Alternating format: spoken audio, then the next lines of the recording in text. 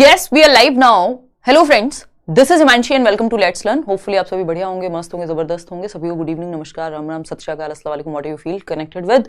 Start करेंगे आज का सेशन सीटेट जनवरी 2024 के लिए. ये पहला सेशन है 30 आउट ऑफ 30 सीरीज का, जो हम लगभग आई थिंक पिछले 2 साल से तो चला ही रहे हैं. तो सीडीपी बोले तो बाल विकास, चाइल्ड डेवलपमेंट एंड पेडागोजी, बाल विकास एवं शिक्षण शास्त्र. पेपर 1, पेपर 2 अच्छे क्वेश्चंस होंगे, मिक्स्ड हैं ये क्वेश्चंस. पूरा एक कंप्लीट सेट होगा 30 क्वेश्चंस का, जिसमें आपके सामने ज्यादातर नए क्वेश्चंस, कुछ पुराने क्वेश्चंस जो काम के हैं, और जो नए पैटर्न पे क्वेश्चंस पूछे जा सकते हैं. तो मिक्स एंड मैच चलेगा. कुछ आसान क्वेश्चंस जिस तरह से पेपर में रहते हैं, कुछ मुश्किल क्वेश्चंस, कुछ मॉडरेट क्वेश्चंस. तो अगर आप ये अच्छे से प्रैक्टिस कर लेते हैं इस सीरीज को, तो चाहे आप अपने बैचेस में पढ़ रहे हो करियर विल पे, मतलब हमारे साथ, चाहे आप कहीं और पढ़ रहे हो, चाहे आप सेल्फ स्टडी कर रहे हो, आपकी जो तैयारी है उसमें 4 चांद लग जाएंगे 110%. उसका रीजन है कि प्रॉपर एनालिसिस होगा और मेहनत करेंगे हम इसमें साथ में. जो सारा एक्सपीरियंस है इतने सालों का, जो आप लोगों की क्वेरीज रहेंगी, सबको मिला करके साथ में पोल चलेगा. ये 30 आउट ऑफ 30 जो सीरीज के क्वेश्चंस हैं, पेपर 1 पेपर 2 ऑफकोर्स दोनों के लिए है. क्वेश्चंस को अच्छे लेवल का रखा है. आज के जो शुरुआत के 10-12 क्वेश्चंस हैं वो आपके लिए ऐसे होंगे कि वो थोड़ा सा एक माहौल बनाने की कोशिश करेंगे, यानी ट्राई बॉल जैसे होंगे, कुछ आसान कुछ मुश्किल. फिर उसके बाद से आपको अच्छे क्वेश्चंस देखने को मिलेंगे, मतलब जिनमें थोड़ा सा आपका एक्स्ट्रा दिमाग लगे, जैसे असर्शन और रीजनिंग के जो कथन और कारण वाले क्वेश्चंस हैं, मल्टीपल ऑप्शंस को एक साथ चूज करने वाले ऑप्शंस हैं. थोड़े से कुछ क्वेश्चंस, बहुत अच्छे क्वेश्चन है आज के सेशन में, और अगेन वही इजी, मॉडरेट और डिफिकल्ट का कॉम्बिनेशन है. तो स्टार्ट करते हैं. पिछले 10 दिनों से काफ़ी तबीयत खराब रही. 8.5 है अभी भी हीमोग्लोबिन जो है. सुधर जाएगा अगले 1 हफ्ते में, मुझे लगता है. इतना तो हो गया है, मतलब बेटर है अभी स्थिति के आपके साथ डिस्कशन किया जा सके. इन बिटवीन लास्ट वीक भी मैंने कुछ क्लासेस ली हैं 3-4, बट वो बैच में ही मैं ले पाई. शाम को 6 बजे जो क्लास होती है बैच वाली, उसके बाद उतनी एनर्जी बच ही नहीं पाई कि क्लास ले पाऊँ. उसमें भी 3 ही दिन हो पाई थी. हालांकि आज से ठीक लग रहा है, आज दोनों जगह क्लास हुई है. तो स्टार्ट करते हैं, बातचीत करते रहेंगे और पोल आपके सामने आएगा. इसके अलावा हम टॉपिक वाइज भी क्वेश्चंस करते रहेंगे, मिक्स भी करते रहेंगे, अलग अलग सब्जेक्ट्स पे भी काम करते रहेंगे. तो जो सीटेट को लेकर के आप 9 बजे का टाइम अपना बिल्कुल फ्री करके रखिए कि रात को 9 बजे हम लोग मिलेंगे daily, Monday to Friday at least. कोशिश रहेगी सैटरडे भी मिलें कुछ दिनों तक तो, और समझते हैं कहानी क्या है. तो ये क्लास 1 है. चलिए स्टार्ट करते हैं. लाइक शेयर सब्सक्राइब आप कर दीजिएगा, अपने उन दोस्तों को बता दीजिएगा जो तैयारी कर रहे हैं, है ना. इसके अलावा जो पीडीएफ रहेगी, क्योंकि इस सेशन की पीडीएफ आपको आज रात में ही मिल जाएगी. Telegram channel let's learn squad, description box में लिंक भी मिल जाएगा. किसी फेक चैनल, किसी फेक वेबसाइट, किसी फेक ऐप मेरे नाम पे प्लीज कोर्स में एनरोल मत कीजिएगा. सिर्फ करियर विल ऐप पे मैं पढ़ाती हूँ ऑफिशियली. अगर हम बात कर रहे हैं अभी के लिए, तो आप किसी और जगह पे फालतू में अपने पैसे बर्बाद मत कीजिएगा कि आपको लगे कि मेरे नाम पे कोई नोट्स बेच रहा है, कोई कुछ और कोर्स बेच रहा है. वैसा कुछ भी नहीं है. या तो लेट्स लर्न पे आपको क्लासेस मिलती हैं ऑफिशियल रूप से, या फिर career will pay, that's it. बाकी या तो फैन चैनल्स हैं, या फिर अगर कोई बेच रहा है कुछ आपको, तो वो सीधा सीधा फ्रॉड है. आप मेल डाल दिए और हम उस पर कार्रवाई करेंगे. ठीक. बैच आपका सीटेट के जो बैचेस हैं उनमें एनरोलमेंट अभी भी जारी है. आप एडमिशन ले सकते हैं एक बेसिक सी फी के साथ, करियर विल ऐप डाउनलोड करके, टीचिंग सेक्शन में जा करके. और प्रॉपर में जो टॉपिक की क्लासेस हैं वो चल रही हैं आपकी डेली. जितना मैं यूट्यूब पे करा पाऊंगी वो भी करेंगे. प्रीवियसली भी यूट्यूब पे तो बहुत सारी क्लासेस हैं ऑलरेडी. चलिए खैर, क्वेश्चन नंबर 1 से शुरुआत करते हैं, और आपके सामने पोल आएगा. पोल पे आप टिक करेंगे कि क्या पूछा है. देखिए अगेन, नए पुराने, आसान मुश्किल सारे क्वेश्चंस मिला करके एक कॉम्बिनेशन बनाया जाएगा. आज हम 30 आउट ऑफ 30 सीरीज का एक सेट लगा रहे हैं. पहली क्लास है. बीच में हम बहुत सारे टॉपिक्स करेंगे. कल हम वाइगॉस्की के क्वेश्चंस करेंगे. इन बिटवीन हम अलग अलग सब्जेक्ट्स को भी उठाएंगे. तो स्टार्ट करते हैं. क्वेश्चन नंबर 1 देखिएगा. The influence of the family as a social agent is eventually replaced by, यानी एक सामाजिक तत्व या एक सामाजिक कारक के रूप में परिवार का प्रभाव अंततः डैश द्वारा प्रतिस्थापित हो जाता है. कोशिश कीजिए दोनों ही भाषाओं में क्वेश्चन को पढ़ें, क्योंकि कुछ टर्म्स पेपर में भी इवन ट्रांसलेटेड होते हैं एज इट इज, और उसमें दिक्कत आती है. आपको इंग्लिश की साइड देखना पड़ता है, और जो फाइनल आपका एग्जाम में भी जो सीबीएसई, अगर गलती कोई हिंदी की साइड है तो उसको, उस पर आपको नंबर नहीं मिलेगा. इंग्लिश वाली साइड ही फाइनल मानी जाती है पेपर में. तो टर्म्स के केस में अगर आप कंफ्यूज हो तो इंग्लिश वाली साइड जरूर देखें, यानी दोनों ही भाषाओं में पढ़ लें अगर कंफ्यूजन हो तो. सी ऑप्शन 53% लोग कह रहे हैं. देखिएगा प्रोफेशनल्स, अच्छा सी ऑप्शन यानी पीयर ग्रुप्स आप कह रहे हैं. चलिए 50% लोग सही उत्तर दे पा रहे हैं, मैं ये कहूंगी. कि the influence of the family, यानी परिवार का जो प्रभाव है एज अ सोशल एजेंट, भाई सामाजिक कारक है, समाज का छोटा रूप है, मिनिएचर वर्जन है कौन, परिवार, समाज का छोटा रूप है ना परिवार, तो सामाजिक वाहक है हुआ एक, is eventually replaced bye, family replace हो जाती है सामाजिकरण की प्रक्रिया में एक टाइम के बाद, कौन स्थान ले लेता है फैमिली का, फैमिली का नहीं बेसिकली जो इंपॉर्टेंस है, जैसे प्राइमरी फैमिली है तो सबसे ज्यादा टाइम बच्चा परिवार में बिताता है, शुरुआत के जो 3 साल हैं उसके, या इवन 5-6 साल तक भी, जब तक वो फर्स्ट क्लास में नहीं है। और धीरे धीरे हम देख रहे हैं 6 साल के बाद से पीयर ग्रुप में बहुत ज्यादा, जिसको गैंग एज भी कह रहे हैं हम, फिर एडोलेसेंस आ जाएगा तो और ज्यादा पीयर ग्रुप का प्रभाव है, फिर जो जैसे कपड़े उसके दोस्त पहनते हैं वैसे वो कपड़े पहनना चाहेगा, जैसे वो बाइक कोई चला रहा है, मान लीजिए जो टीनेजर्स हैं या कुछ भी, वो खिलौने तक भी इस चॉइस पे बेस होता है उनका कि उनके दोस्त क्या पहन रहे हैं, क्या खा रहे हैं, क्या कहां जा रहे हैं छुट्टियों में।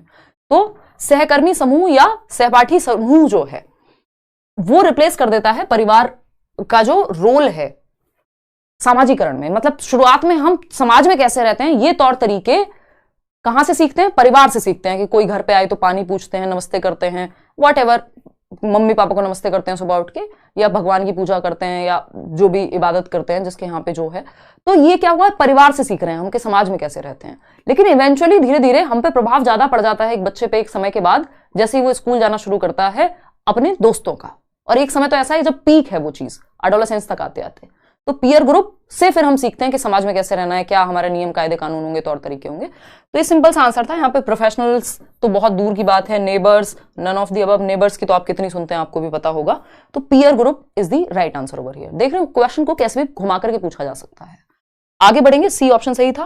क्वेश्चन नंबर 2 पर क्या कहता है, question number 2, where does the agent of socialisation conduct, ये बिल्कुल वैसा ही पेपर मान लीजिए आप 30 नंबर का, जैसा आप फाइनल पेपर दे रहे हो, लेकिन अभी शुरुआत है तो समझते हुए चलेंगे, है ना, मिक्स्ड क्वेश्चंस का सेट है पूरा। क्वेश्चन नंबर 2 है, where does the agent of socialisation conduct activities, यानी एक और क्वेश्चन है सोशलाइजेशन से, 1 नंबर का क्वेश्चन आता है, कई बार 2 क्वेश्चन भी आ जाते हैं, है ना। सामाजिकरण के वाहक कहां गतिविधियों का संचालन करते हैं, यानी सोशलाइजिंग एजेंट्स जो हैं उनकी एक्टिविटीज होती कहां है, मतलब सामाजिकरण की जो प्रक्रिया है वो चल कहां रही है, समाज में चलेगी, समाज डायरेक्ट ऑप्शन में है नहीं, तो क्या बचा ऑप्शन हमारे पास, कम्युनिटीज का अच्छा है, कैटेगरीज, पीयर ग्रुप्स, मीडिया, हाँ होती तो मीडिया में भी है, हम मीडिया से भी सीख रहे हैं, कोई मूवी आ रही है तो, है ना, ये मीडिया से भी हम सीख रहे हैं। अभी देख रहे हैं रिसेंटली एनिमल मूवी आई है, कितनी रील्स बनाई जा रही हैं, कितने व्यूज लाए जा रहे हैं, है ना, लोग गाने जो सुनते हैं मूवीज में इवन उस तरह की रील्स बनाते हैं। तो ये क्या है, बेसिकली मीडिया का भी प्रभाव होता है सामाजिकरण पे, ये हम कहेंगे। पीयर ग्रुप्स, आपके दोस्त यार जिस तरह से रह रहे हैं वो भी है। कैटेगरीज, अब श्रेणियों की यहां पे क्या बात हुई हमें नहीं समझ में आ रहा कि भाई क्या कहना क्या चाहते हो, है ना, लेकिन ये दोनों बातें सही हैं, ये दोनों अपने आप आ जाएंगे यहां पे कम्युनिटीज के अंदर।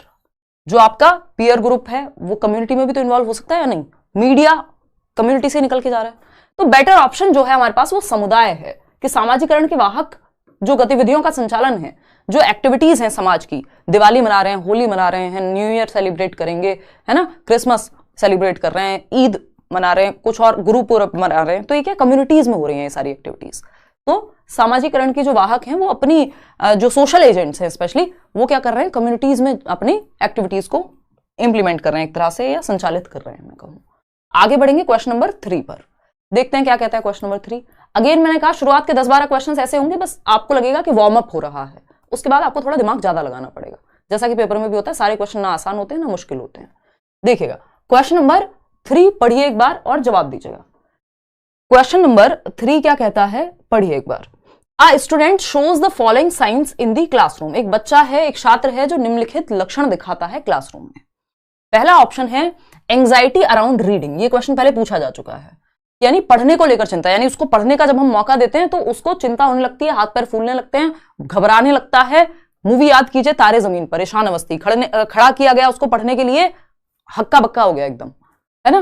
तो ये एक लक्षण है किस चीज का, सोचिए, डिफिकल्टी इन रिकॉग्नाइजिंग वर्ड्स और लेटर्स, यानी शब्दों या अक्षरों को पहचानने में कठिनाई होना, यानी उसको समझ नहीं आ रहा कि ये बी है कि डी है, 6 है कि 9 है, कंफ्यूजन है लेटर्स को पहचानने में, आइडेंटिफाई करने में। बात तो सही है। पुअर वोकैबुलरी स्किल्स, यानी खराब शब्दावली कौशल, यानी शब्द ठीक से उसके पास शब्द भंडार की कमी है, किस चीज को क्या कहेंगे, कैसे लिखेंगे, क्या पढ़ेंगे, बात सही है। डिफिकल्टी विद अंडरस्टैंडिंग, और वोकैबुलरी किससे संबंधित है, रीडिंग से संबंधित है, ठीक है ना। डिफिकल्टी विद अंडरस्टैंडिंग और रिमेंबरिंग व्हाट वाज रेड, उसको ये याद रखने में समस्या होती है कि क्या उसने पढ़ा था, और पढ़ के समझने में भी दिक्कत हो रही है बच्चे को, पढ़ने में भी और पढ़ के समझने में भी, मतलब पढ़ने के अराउंड बात हो रही है कहीं ना कहीं। चारों ऑप्शंस यही कह रहे हैं कि पढ़ने के अराउंड समस्या है, ठीक है जी। इसका मतलब बच्चे को क्या है, सीधा सीधा दिख रहा है, डिसलेक्सिया है। हिंदी में भी डिसलेक्सिया ही कहेंगे, पठन वैफल्य कह देते हैं वैसे। तो ये क्या एक लर्निंग डिसेबिलिटी है। जो लर्निंग डिसेबिलिटी टर्म है वो दिया था सैमुअल किर्क ने 1960s में, यानी एक तरह की अक्षमता है। ऑटिस्टिक नहीं है बच्चा, ऑटिस्टिक बच्चे बार बार रिपीट करते हैं चीजों को, है ना। सोशली उनको एंजाइटी होती है ज्यादा घुलने मिलने से लोगों से, तो वो सब लक्षण तो यहाँ है नहीं। क्रिएटिव है, कुछ नया बनाने की तो बात नहीं हो रही यहाँ पे कि कुछ डिफरेंट ही आइडिया लेकर के आ गया हो बच्चा। आ स्टूडेंट विद लर्निंग डिसेबिलिटी, ये बात मैच हो रही है। आप में से कितने लोग सही उत्तर दे पा रहे हैं, 59%। भाई क्यों नहीं दे पा रहे 41% लोग सही उत्तर, बताओ एक बार इतने आसान सवाल का। सीखने की अक्षमता वाला एक छात्र, अब यहां पे अगर डिसलेक्सिया अलग से दिया होता तो हम डिसलेक्सिया टिक कर देते, लेकिन लर्निंग डिसेबिलिटी के अंदर आता है डिसलेक्सिया, डिसकैल्कुलिया, डिसमॉर्फिया, है ना, डिसग्राफिया, ये सारी लर्निंग डिसेबिलिटीज के अंदर आती हैं। तो लर्निंग डिसेबिलिटी दे दिया मतलब डिसलेक्सिया इसके अंदर अपने आप आ गया होगा, क्योंकि डिसलेक्सिया अलग से नहीं दिया हुआ। आ स्टूडेंट, अगर अलग से डिसलेक्सिया दिया होता तो हम कहते थे dyslexia. A student with mental impairment, भाई कोई मानसिक मंदता या मानसिक दिव्यांगता या परेशानी नहीं है बच्चे को, ये कोई मानसिक प्रॉब्लम नहीं है, ऐसा नहीं आईक्यू कम है बच्चे का या वो रिटार्डेड है, सीख नहीं सकता। ये ब्रेन की न्यूरोलॉजिकल वायरिंग इनकी ऐसी होती है कि इनको, आपको ए ऐसे समझ आता हो, इनके दिमाग में ऐसा बनता हो, बी को डी पढ़ लेते हैं, 100 को वॉज पढ़ लेते हैं, गॉड को डॉग पढ़ लेते हैं, रिवर्स पढ़ लेते हैं कई बार अक्षरों को, है ना। तो C option is the right answer. आगे बढ़ेंगे, ये क्लास की बात हुई, देखिएगा एक बार, अगर हम देखें यहां पे तो ये सारी लर्निंग डिसेबिलिटीज हैं।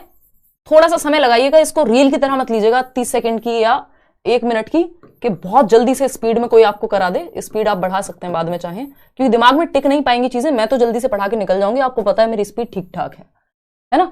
लर्निंग डिसेबिलिटी की जब हम बात कर रहे हैं तो ये हमने शुरुआत में भी बात की, जो एलडीज कहा जाता है इनको, लर्निंग डिसेबिलिटीज, अधिगम अक्षमताएं, सीखने में जो होने वाली अक्षमताएं हैं। इनका मतलब ये नहीं है कि बच्चे का आईक्यू कम है, उसका दिमाग खराब है, आई मीन मानसिक मंदता या कोई समस्या है, मेंटल प्रॉब्लम नहीं है। ये एक इनकी न्यूरोलॉजिकल वायरिंग डिफरेंट होती है ना। इस पे भी क्वेश्चन इस बार आया हुआ है 2023 में कि न्यूरोलॉजिकल वायरिंग उस तरह की होती है। अगर हम बात करें, दिया था सैमुअल किर्क ने, सैमुअल किर्क नाम के व्यक्ति ने 1960s में, है ना। जानने में क्या जाता है, 4 बातें पता होंगी तो भूलेंगे नहीं, कुछ ना कुछ याद रह जाएगा और चीजें कनेक्ट कर जाएंगे पेपर में। सैमुअल किर्क नाम के व्यक्ति ने 1960s। अब इसमें आपने पढ़ा है डिसलेक्सिया सबसे ज्यादा कॉमन है, हर बार एक क्वेश्चन आता है, पढ़ने से संबंधित समस्या है, रीडिंग से संबंधित, है ना। इसके अलावा 2-3 सबसे ज्यादा कॉमन है, डिसग्राफिया, ग्राफ का मतलब होता है ग्राफ, यानी पेंसिल से बनाओगे ना ग्राफ, ऐसे दिमाग में रख सकते हो कि राइटिंग से संबंधित दिक्कत है तो डिसग्राफिया है ना। इसके अलावा अगर मैं बात करूं डिसकैल्कुलिया, कैलकुलेशन का मतलब ही है कि मैथ्स में कैलकुलेशन में दिक्कत हो रही होगी, है ना, तो मैथमेटिक्स या कैलकुलेशन रिलेटेड दिक्कत है, ठीक है जी।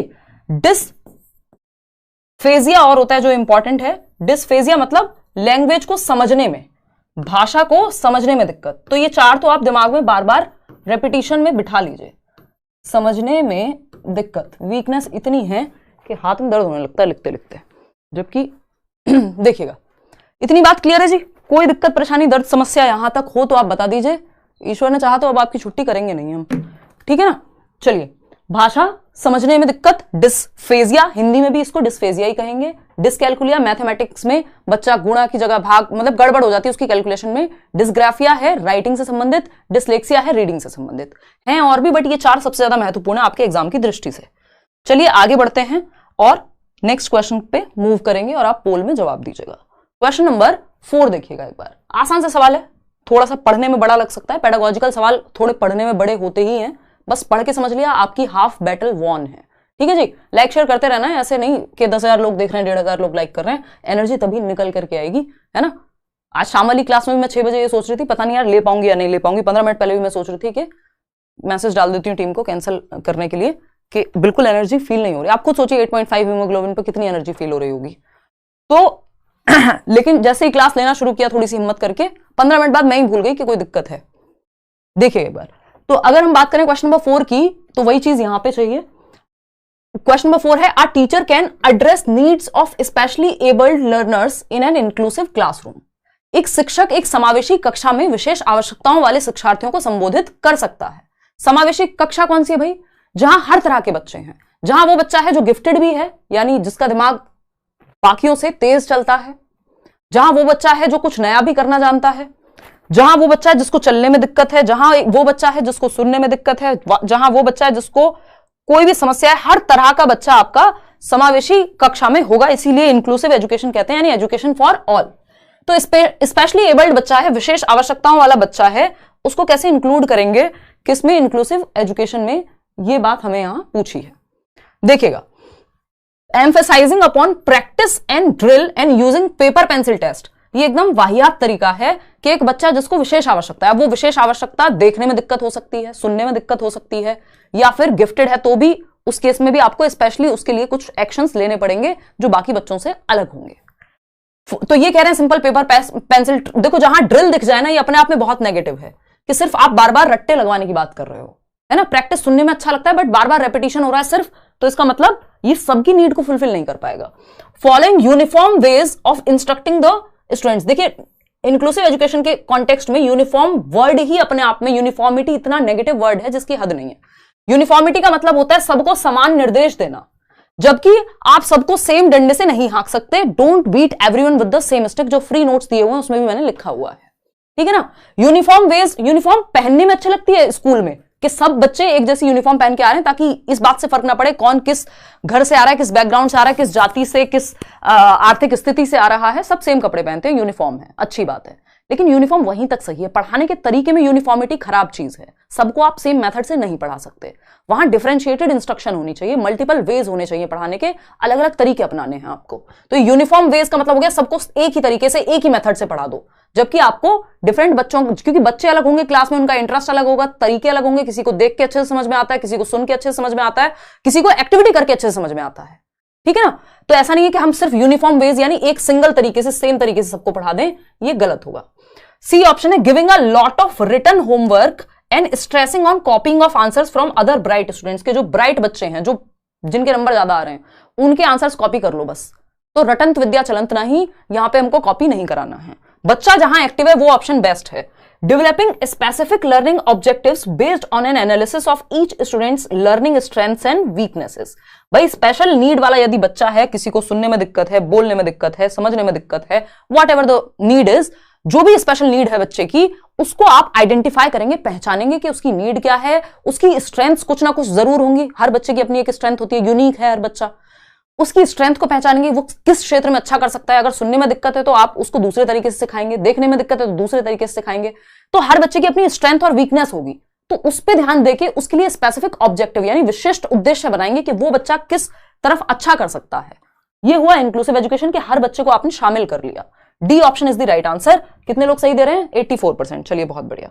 आगे बढ़ते हैं क्वेश्चन नंबर 5 पर। आसान सा सवाल है, बहुत आसान सवाल है। इसी में अगर मैं 1 2 ऐड कर दूं यहां पे कि बोथ ए एंड बी सही होंगे, बी सही होगा, तो आप घबरा जाएंगे, है ना। तो अभी मैं वो नहीं कर रही हूं, लास्ट के कुछ क्वेश्चंस में किया है ऐसा भी। तो ये थोड़ा सा यहां पे आप ध्यान रखिएगा कि क्वेश्चन से घबराना नहीं है। आपका जो कॉन्सेप्ट्स हैं, बेसिक्स हैं, उनको मजबूत कर लेंगे तो किसी भी तरह से घुमा फिरा के पूछ ले पेपर में क्वेश्चन, आप सॉल्व कर पाएंगे, ठीक है। Constructivist approach suggest that dash is crucial for constructing knowledge, यानी रचनावादी दृष्टिकोण, जिसमें पियाजे और वाइगोस्की हैं या ब्रूनर भी हैं फॉर दैट मैटर, बताता है कि ज्ञान के निर्माण के लिए डैश महत्वपूर्ण है। भाई, कंस्ट्रक्टिविस्ट अप्रोच आपका जो एनसीएफ है या नेशनल एजुकेशन पॉलिसी, जो नई पॉलिसी है, वो भी फोकस करती है, जितने भी नए डॉक्यूमेंट्स हैं वो सब फोकस करते हैं किस पे, कि एजुकेशन में हम कंस्ट्रक्टिविज्म पे ध्यान दें। कंस्ट्रक्टिविज्म क्या कहता है? कंस्ट्रक्टिविज्म कहता है कि हम नॉलेज को कंस्ट्रक्ट कर सकते हैं। बच्चा खाली बर्तन नहीं है, ब्लैंक स्लेट नहीं है, टेबुला रासा नहीं है, वो नॉलेज को कंस्ट्रक्ट कर सकता है। वो नन्हा वैज्ञानिक है, जैसा कि प्याजे भी कह रहे हैं, ठीक है ना। तो बच्चे को एक्टिव रखना है, कंस्ट्रक्टिविज्म ये कहता है। चाहे वो नेशनल करिकुलम फ्रेमवर्क 2005 हो, 23 हो, कोई भी हो, सब बच्चे को सक्रिय रखने पे बात करेंगे। और हम भी 90% क्वेश्चंस आपके पेडागोजी के इस बात से सॉल्व हो जाएंगे कि अगर आप 4 ऑप्शंस में से ये ढूंढ पाए कि बच्चे की भलाई किसमें है सबसे ज्यादा और बच्चा एक्टिव कहां है, इन 2 सिद्धांतों पे, या सिंपल आप बच्चे को एक्टिव जहां देख लेंगे ऑप्शन में, आपका आंसर निकल जाएगा 90% केसेस में। बस आपको पहचानना आना चाहिए। तो रचनावादी दृष्टिकोण बताता है, नाम ही है कंस्ट्रक्टिविस्ट अप्रोच, मतलब कंस्ट्रक्शन, नॉलेज का कंस्ट्रक्शन, रचना करना। तो ज्ञान का निर्माण के लिए क्या महत्वपूर्ण होगा?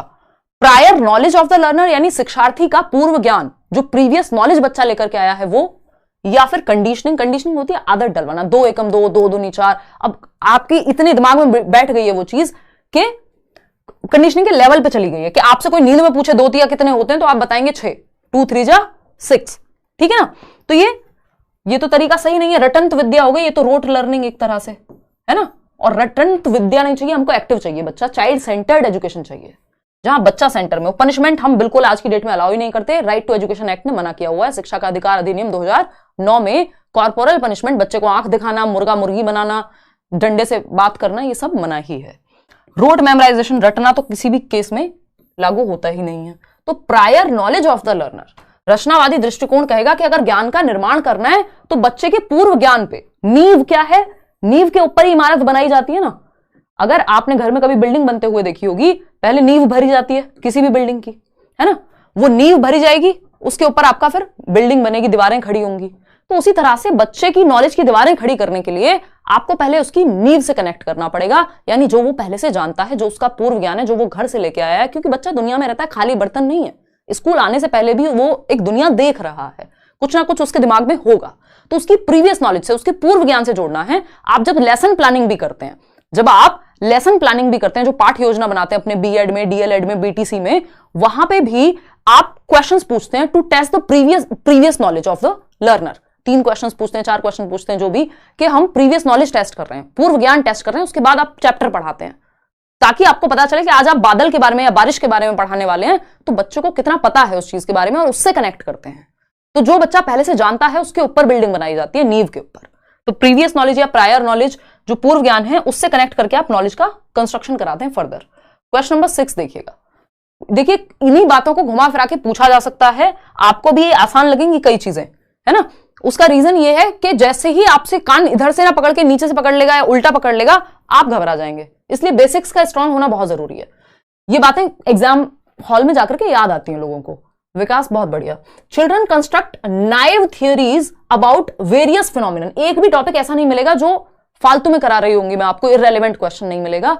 जो टॉपिक्स आते हैं, जो सिलेबस में हैं, उन्हीं के आधार पर क्वेश्चंस हैं। और ऐसा भी नहीं है कि बेवजह जिन टॉपिक से, मान लीजिए सोशलाइजेशन से 1 या 2 क्वेश्चन मुश्किल से आते हैं, तो मैं 6 क्वेश्चन आपको सोशलाइजेशन के इस 30 नंबर के सेट में करा दूं, है ना। वो अलग से एक टॉपिक में मैंने सारी प्लेलिस्ट बनाई हुई है, जहां एक एक टॉपिक के आपको पता नहीं कितने कितने क्वेश्चन मिल जाएंगे। 88% लोग ए ऑप्शन दे रहे हैं जवाब। देखिए, नाइव थियरीज पे हमेशा क्वेश्चन आता है। नाइव थियरीज का दूसरा नाम क्या है? Alternative conceptions.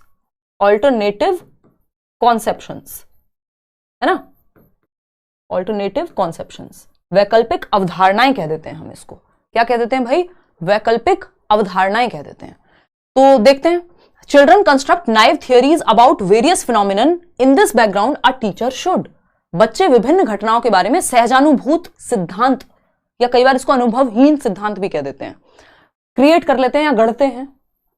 इस पृष्ठभूमि में एक शिक्षक को क्या चाहिए? बच्चे ने, आपने बताया कि वाटर इज कलरलेस, पानी का कोई रंग नहीं होता। पुराने गाने भी बने हुए हैं पुराने जमाने में कि पानी का क्या रंग होता है, तो वो जिसमें आप जिस तरह से मिला दोगे वैसा रंग बन जाएगा, है ना। इसमें कोई भी कलर ऐड करोगे, पानी का कलर चेंज हो जाएगा। तो वाटर इज कलरलेस, यानी पानी रंगहीन है। आपने बच्चे को बताया, लेकिन बच्चे ने अपने घर में या कहीं दुनिया के किसी तालाब में हरे रंग का पानी देखा था। उसने कहा, बट मैम पानी तो ग्रीन होता है, पानी का रंग तो हरा होता है या नीला होता है, मैंने तो देखा है। अब यह बात उसके अनुभव के आधार पे तो सही है कि उसके अनुभव से जो उसने देखा और उसने बता दिया, लेकिन ये फैक्चुअली सही नहीं है, साइंटिफिकली सही नहीं होगी, टेक्निकली सही नहीं है।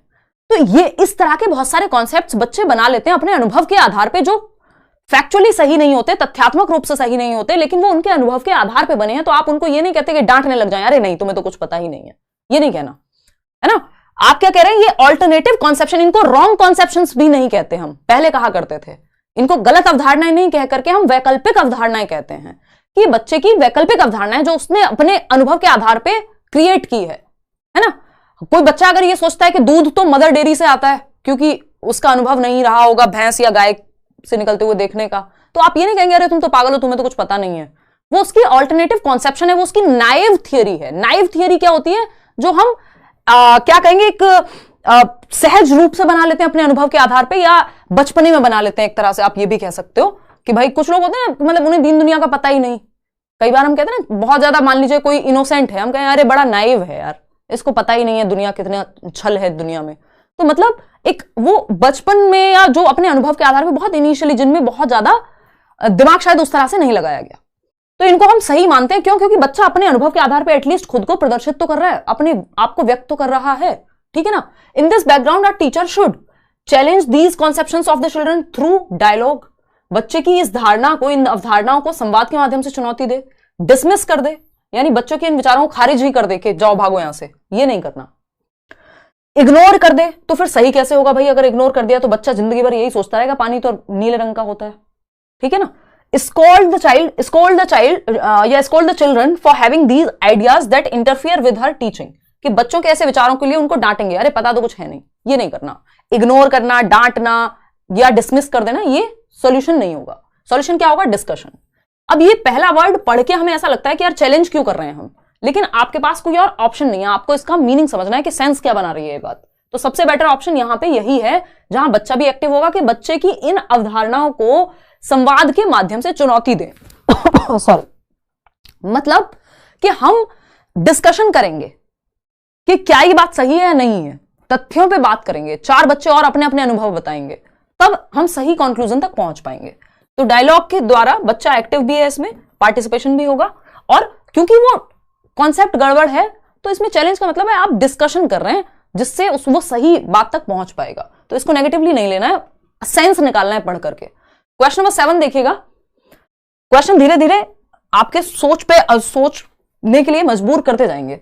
When students repeatedly engage in an activity such as design and conduct an experiment to earn a reward that is not, ये क्वेश्चन आया हुआ है, that is not directly related to that activity such as earn a star or badge, they are likely to। जब छात्र पुरस्कार अर्जित करने के लिए बार बार किसी ऐसी गतिविधि जैसे कि प्रयोग को डिजाइन करना और संचालित करना में संलग्न होते हैं जो सीधे तौर पे उस गतिविधि से संबंधित नहीं है, यानी कोई एक्टिविटी की, कहा कुछ प्रोजेक्ट बनाओ और स्टार मिलेगा, होते ना बच्चे बहुत खुश होते हैं, मैम आज तो देखो, मम्मी देखो, दीदी देखो, आज तो मुझे स्टार मिला है ना, मैम ने मुझे 3 स्टार दिए हैं मेरी राइटिंग के लिए। तो जब बच्चे बार बार कोई काम इसलिए करते हैं क्योंकि उनको स्टार मिलेगा, कोई बैज मिलेगा, उनको गुड मिलेगा, वेरी गुड मिलेगा, तो इससे होगा क्या अंत में? Develop materialistic attitude towards learning, यानी सीखने के प्रति भौतिकवादी दृष्टिकोण विकसित कर लेंगे कि तभी सीखेंगे जब कुछ मिलेगा, चाहे पापा चॉकलेट दें, चाहे मैम स्टार दें, साइकिल मिलेगी तो फर्स्ट आऊंगा या आऊंगी, ये एटीट्यूड आ जाएगा, बिल्कुल आ जाएगा, सही बात है। फिर भी पढ़ते हैं बाकी के 3 option. Enjoy learning for the sake of understanding, यानी समझने के लिए सीखने का आनंद लेंगे। तो जिसको समझने के लिए सीखने का आनंद आ रहा है उसको फर्क नहीं पड़ता कुछ मिलेगा कि नहीं मिलेगा, है ना, ऐसा नहीं है। Persist in doing the activity even without the reward, ऐसा नहीं है अगर आपको रिवॉर्ड के लिए काम करने की आदत पड़ गई है तो आप बिना रिवॉर्ड के काम करने का मन ही नहीं करेगा, है ना। चलिए चलिए डी ऑप्शन है set mastery goals for themselves rather than work to please others, यानी मास्टरी गोल अपने लिए बनाना कि भाई मुझे महारत या निपुणता हासिल करनी है, ना कि मुझे किसी से कुछ चाहिए। ये ऐसा नहीं होगा, ऐसा तब होगा जब आपने सीखने के एंजॉयमेंट को बच्चे के अंदर जगाया होता कि सीखने का अपना मजा है, वो आपने नहीं किया। यहां पे आप रिवॉर्ड देके ये चाह रहे हैं कि वो अंडरस्टैंडिंग के लिए सीखे। जब बार बार रिवॉर्ड पे हम फोकस करते हैं तो मटेरियलिस्टिक एटीट्यूड बच्चे का बन जाता है। तो A option is the right answer. और एक टाइम ऐसा भी आ सकता है जब वो चॉकलेट के लिए काम भी ना करे, बोर हो जाए उस चॉकलेट से भी, अब उसको कुछ बड़ा चाहिए होगा। क्वेश्चन नंबर 8 देखिए। तो हमें बच्चे में एंजॉयमेंट, जॉय क्रिएट करना है लर्निंग को लेकर के, कि उसको सीखने में मजा आए, फिर उसको कुछ मिले ना मिले वो सीखेगा जरूर, है ना। The concept of childhood is, यानी बाल्यावस्था की जो अवधारणा है, बचपन की जो अवधारणा है, ये कुछ क्वेश्चन इसमें मैं जरूर ऐसे डालूंगी जो महत्वपूर्ण है प्रीवियस ईयर के, और ज्यादातर क्वेश्चन हम नए रखेंगे। ये क्वेश्चन आया है और इस क्वेश्चन में बहुत लोग गलती करते हैं, हर बार गलती करते हैं, हर बार मैं ये डिस्कस करती हूं। और देखिएगा, तो अगर हम बात करें the concept of childhood is, बचपन की अवधारणा universally the same across different cultural context, यानी विभिन्न सांस्कृतिक संदर्भों में सार्वभौमिक रूप से समान है। अब देखो 60% लोगों ने गलत जवाब इसका दे दिया, फटाक से ए ऑप्शन कह दिया कि हाँ जी चाइल्डहुड मतलब यूनिवर्सली सेम है अक्रॉस डिफरेंट कल्चरल कॉन्टेक्स्ट, यानी किसी भी कल्चर में सेम होता है चाइल्डहुड। चलो देखिए, यहां पे एक तो हमसे चाइल्डहुड स्टेज के बारे में नहीं पूछा कि 2 से 12 साल की बात हो रही है, यहां पे कॉन्सेप्ट ऑफ चाइल्डहुड की बात हुई है, बचपन के संप्रत्य के बारे में बात हुई है, स्टेज ऑफ चाइल्डहुड के बारे में बात नहीं हुई है ना। स्टेज तो हमने यूनिफॉर्म ही बनाई हुई है दुनिया के हर कॉन्टेक्स्ट में, कि चाहे अफगानिस्तान का बच्चा हो, श्रीलंका का बच्चा हो, है ना, साउथ अफ्रीका का बच्चा हो, अमेरिका का बच्चा हो, हिंदुस्तान का बच्चा हो, कहीं का बच्चा हो, चाइल्डहुड क्या है 2 से 12 साल होता है, जिसमें अर्ली चाइल्डहुड है 2 से 6 वर्ष, 6 से 12 है लेटर चाइल्डहुड, एडोलेसेंस 12 से 18 होता है, WHO के अकॉर्डिंग 10 से 19 होता है, ये सब हम जानते हैं। लेकिन यहां पे स्टेज नहीं पूछा, स्टेजेस तो यूनिवर्सल हैं, चाइल्डहुड कह लीजिए या जो भी डेवलपमेंट की स्टेज है वो यूनिवर्सल है पूरी दुनिया में, लेकिन यहां पे कॉन्सेप्ट की बात हो रही है बचपन के, वो यहां गड़बड़ हो गई। फिर ऑप्शन देखते हैं second, a social construction according to contemporary socio constructivist theorist, यानी समकालीन सामाजिक रचनावादी सिद्धांतकारों के अनुसार एक सामाजिक उत्पाद है, यानी जो सोशियो कंस्ट्रक्टिविस्ट लोग हैं, जिनमें से एक को हम बहुत अच्छे से जानते हैं, वाइगॉस्की, है ना, जो ये कहते हैं कि सामाजिक सांस्कृतिक सिद्धांतकारों के अनुसार एक सामाजिक अवधारणा है। आपका, मेरे और आपके घर के बच्चों का बचपन की जो कॉन्सेप्ट है बचपन का, चाइल्डहुड का, वो 12 साल की उम्र में भी ये एक्सपेक्ट करते हैं कि मम्मी दूध दे दो, और जो बच्चा रोड पे बलून या गुब्बारे बेच रहा है, क्या उसका बचपन सेम है? एज तो उसकी भी सेम है, वो भी 2 से 12 में आता है, आपका बच्चा भी 2 से 12 में आता है। आपके घर का बच्चा 2 से 12 में ग्लास उठा के यहां से वहां रखने को तैयार नहीं है, और वो बच्चा बसेस में बिना चप्पल के चढ़ करके यहां से वहां पहुंच जाएगा, अपना खाना उसको कहां से क्या लेना है, किन लोगों से बच के रहना है, वो सब सीख गया। तो एज तो बचपन नहीं कहला रही, यहां पे बचपन का संप्रत्य सामाजिक हो गया, सोशल कंस्ट्रक्ट हो गया। मजेदार बात है ना। तो सोशियो कंस्ट्रक्टिविस्ट लोग ये कहते हैं कि जिस समाज और संस्कृति में हम हैं, उस आधार पे बचपन का संप्रत्य तय होगा, स्टेज पे नहीं, एज पे नहीं, ठीक है ना।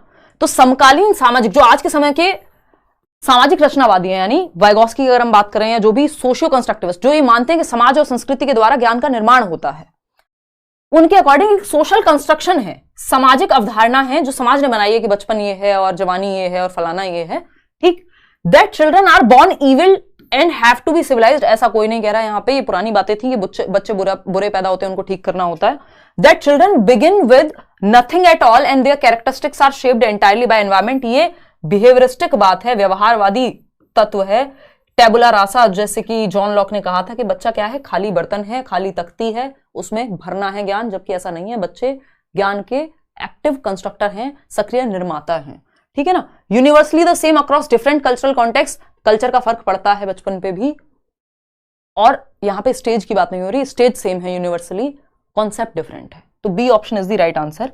आगे बढ़ेंगे क्वेश्चन नंबर 9 पर, और इसमें कई लोगों को ये लग सकता है अरे सीटेट ने गलत जवाब दे दिया होगा। जब आप पढ़ेंगे सोशियो कंस्ट्रक्टिविस्ट थॉट के बारे में, तो आप ये जानेंगे कि ये बात बिल्कुल सही है, ठीक है ना।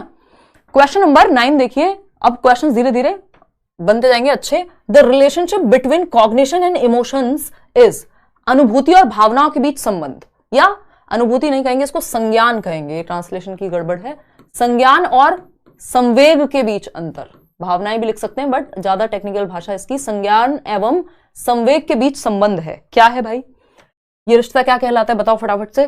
कॉग्निशन एंड इमोशन, एक क्वेश्चन हर बार आता ही है ना, सिलेबस में है, हर बार आता है, और सीटेट का सिलेबस का ऐसा कोई हिस्सा नहीं है जहां से क्वेश्चन ना आता हो, ठीक है जी। हिंदी क्लास भी कराएंगे भाई, डोंट वरी। फटाफट से बताओ, डी ऑप्शन कह रहे हैं 55% लोग बताते हैं। ये मुझे ही दिख रहा है 1.5 के लाइक, 1,500 लोगों ने लाइक किया, 11,000 लोग देख रहे हैं, या तो ये कोई ग्लिच है, ग्लिच है नहीं, 6,500 लोगों ने भी लाइक किया। चलिए बहुत बहुत बढ़िया। देखिए एनर्जी बनी रहनी चाहिए, ऐसा नहीं है कि अब समय ज्यादा है नहीं तो मस्त पढ़ाई करेंगे, अभी भी आप शुरू कर रहे हैं तो अच्छे से पेपर कर सकते हैं क्लियर, कॉन्सेप्ट्स क्लियर करने हैं। कॉग्निशन एंड इमोशन, कितने लोग क्या कह रहे हैं, डी ऑप्शन 63% लोग, बाई डायरेक्शनल है, ठीक तो है, बढ़िया है। मैं तो डर गई थी, मैंने गलत जवाब दे दिया, चलो ठीक है, मेरे को लगा इतने आसान क्वेश्चन का गलत जवाब कैसे दे सकते हो। इंडिपेंडेंट ऑफ ईच अदर, एक व्यक्ति है ज़ेज़ोंग, जब तक उनका नाम ना लिखा हो तब तक आप ये नहीं मानेंगे कि एक दूसरे से स्वतंत्र होते हैं। ज़ेज़ोंग कहते हैं, ये 2018 में आया हुआ था, कि ज़ेज़ोंग के अनुसार कॉग्निशन और इमोशन के बीच क्या रिश्ता है, तो स्वतंत्र हैं। कॉग्निशन यानी दिमाग, जो भी सोचना समझना, थिंकिंग, रीजनिंग, प्रॉब्लम सॉल्विंग, जितने भी काम दिमाग से होते हैं उसको कॉग्निशन की श्रेणी में रखेंगे हम यहाँ, दिमाग और दिल, इमोशंस जिसको हम कह रहे हैं, वो स्वतंत्र हैं ज़ेज़ोंग के अनुसार, बाकी सब के अनुसार ज्यादातर लोग ये मानेंगे, और ऐसा है भी इन जनरल भी, कि कॉग्निशन एंड इमोशन, यानी आपका दिमाग और आपके इमोशंस जो हैं एक दूसरे को प्रभावित करते हैं। अगर आप अच्छा महसूस कर रहे हैं, आप अच्छे से, आपका दिमाग भी काम करता है, आप अच्छे से काम भी करते हैं। अगर आपका दिमाग अच्छे से काम कर रहा है, आप अच्छा महसूस भी करते हैं, दोनों चीजें एक दूसरे को प्रभावित करती हैं, है ना। अगर आप बहुत ज्यादा दुखी फेज में हैं, बहुत दुख है, आपके जीवन में कोई घटना घट गई है ना, ईश्वर न करे बट किसी क्लोज्ड वन की मृत्यु हो गई है, कोरोना में हमने देखा आसपास, तो क्या आपका थिंकिंग प्रोसेस बहुत अच्छे से काम करता है? थिंकिंग किसका पार्ट है? कॉग्निशन का, संज्ञान का, दिमाग का। वो थिंकिंग भी आपकी अच्छे से काम नहीं करती यदि इमोशंस हिले हुए हो तो, ठीक है ना। तो एक दूसरे को प्रभावित करते हैं। तो यूनिडायरेक्शनल का होता है सिंगल डायरेक्शन, कि इमोशंस ही इन्फ्लुएंस करते हैं कॉग्निशन को, उल्टा नहीं है कि भावनाएं अनुभूति को या संज्ञान को प्रभावित करती हैं बट संज्ञान नहीं प्रभावित करता, ऐसा नहीं है, दोनों करते हैं एक दूसरे को। अगेन ऐसा नहीं है कि कॉग्निशन करता हो इमोशन को, दोनों करते हैं। तो ये बाई डायरेक्शनल है, द्विदिशात्मक है, दोनों के बीच एक गतिशील परस्पर क्रिया है, a dynamic interplay between both, emotions cognition को, कॉग्निशन इमोशन को, ठीक है। दिल दिमाग को, दिमाग दिल को, आसान भाषा में ऐसे समझ सकते हैं। आगे बढ़ते हैं, क्वेश्चन नंबर 10। ये क्वेश्चन भी बहुत आता है, घुमा फिरा के इन्हीं शब्दों में। क्वेश्चन नंबर 10 पढ़िए और फटाफट से जवाब दीजिए। विच of the following factors affect learning, यानी कि निम्नलिखित में से कौन सा कारक सीखने को प्रभावित करता है। सीखने को प्रभावित करने वाले कारकों को हम दो भागों में विभाजित करते हैं, जैसे जैसे हम बैच में पढ़ रहे होंगे तो मैं आपको बताऊंगी। पर्सनल फैक्टर्स होते हैं एक तो, और दूसरे होते हैं एनवायरमेंटल फैक्टर्स। लर्निंग को अफेक्ट यानी सीखने को प्रभावित करने वाले कारकों में, अभी प्रभावित करने वाले कारक नेगेटिवली भी प्रभावित कर सकते हैं और पॉजिटिवली भी अफेक्ट कर सकते हैं हमको, ठीक है ना। डिपेंड करेगा कारक कैसा है। अगर एनवायरमेंट अच्छा है, इवन एक पानी तक की बात करें, अगर ये पानी साफ है तो यही हमें पॉजिटिवली, हमारी बॉडी को अच्छे से, दिमाग को अच्छे से ऑक्सीजन दे पाएगा, चीजें कर पाएगा।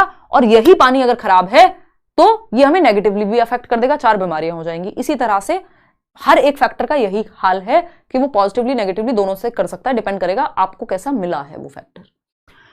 तो यहां पे पर्सनल फैक्टर्स वो होते हैं जो बच्चे से जुड़े होते हैं, और एनवायरमेंटल फैक्टर्स जो एनवायरमेंट का रोल जिनमें ज्यादा रहता है। जैसे इंटरेस्ट, बच्चे का जो इंटरेस्ट है, इंटरेस्ट ऑफ द स्टूडेंट, छात्र का हित क्या है, ये पर्सनल फैक्टर, व्यक्तिगत कारक में आएगा। 2 प्रकार के फैक्टर हैं, पर्सनल और एनवायरमेंटल। तो ये व्यक्तिगत कारक है, लेकिन ये इंपैक्ट करेगा, भाई बच्चे का इंटरेस्ट है किसी चीज को सीखने में या नहीं, ये इंपैक्ट करेगा कि वो, अगर आपका इंटरेस्ट ही नहीं होता, आपको कितनी भी कोशिश कर लूं मैं नहीं सिखा सकती, है ना, या कोई भी नहीं सिखा सकता, है ना।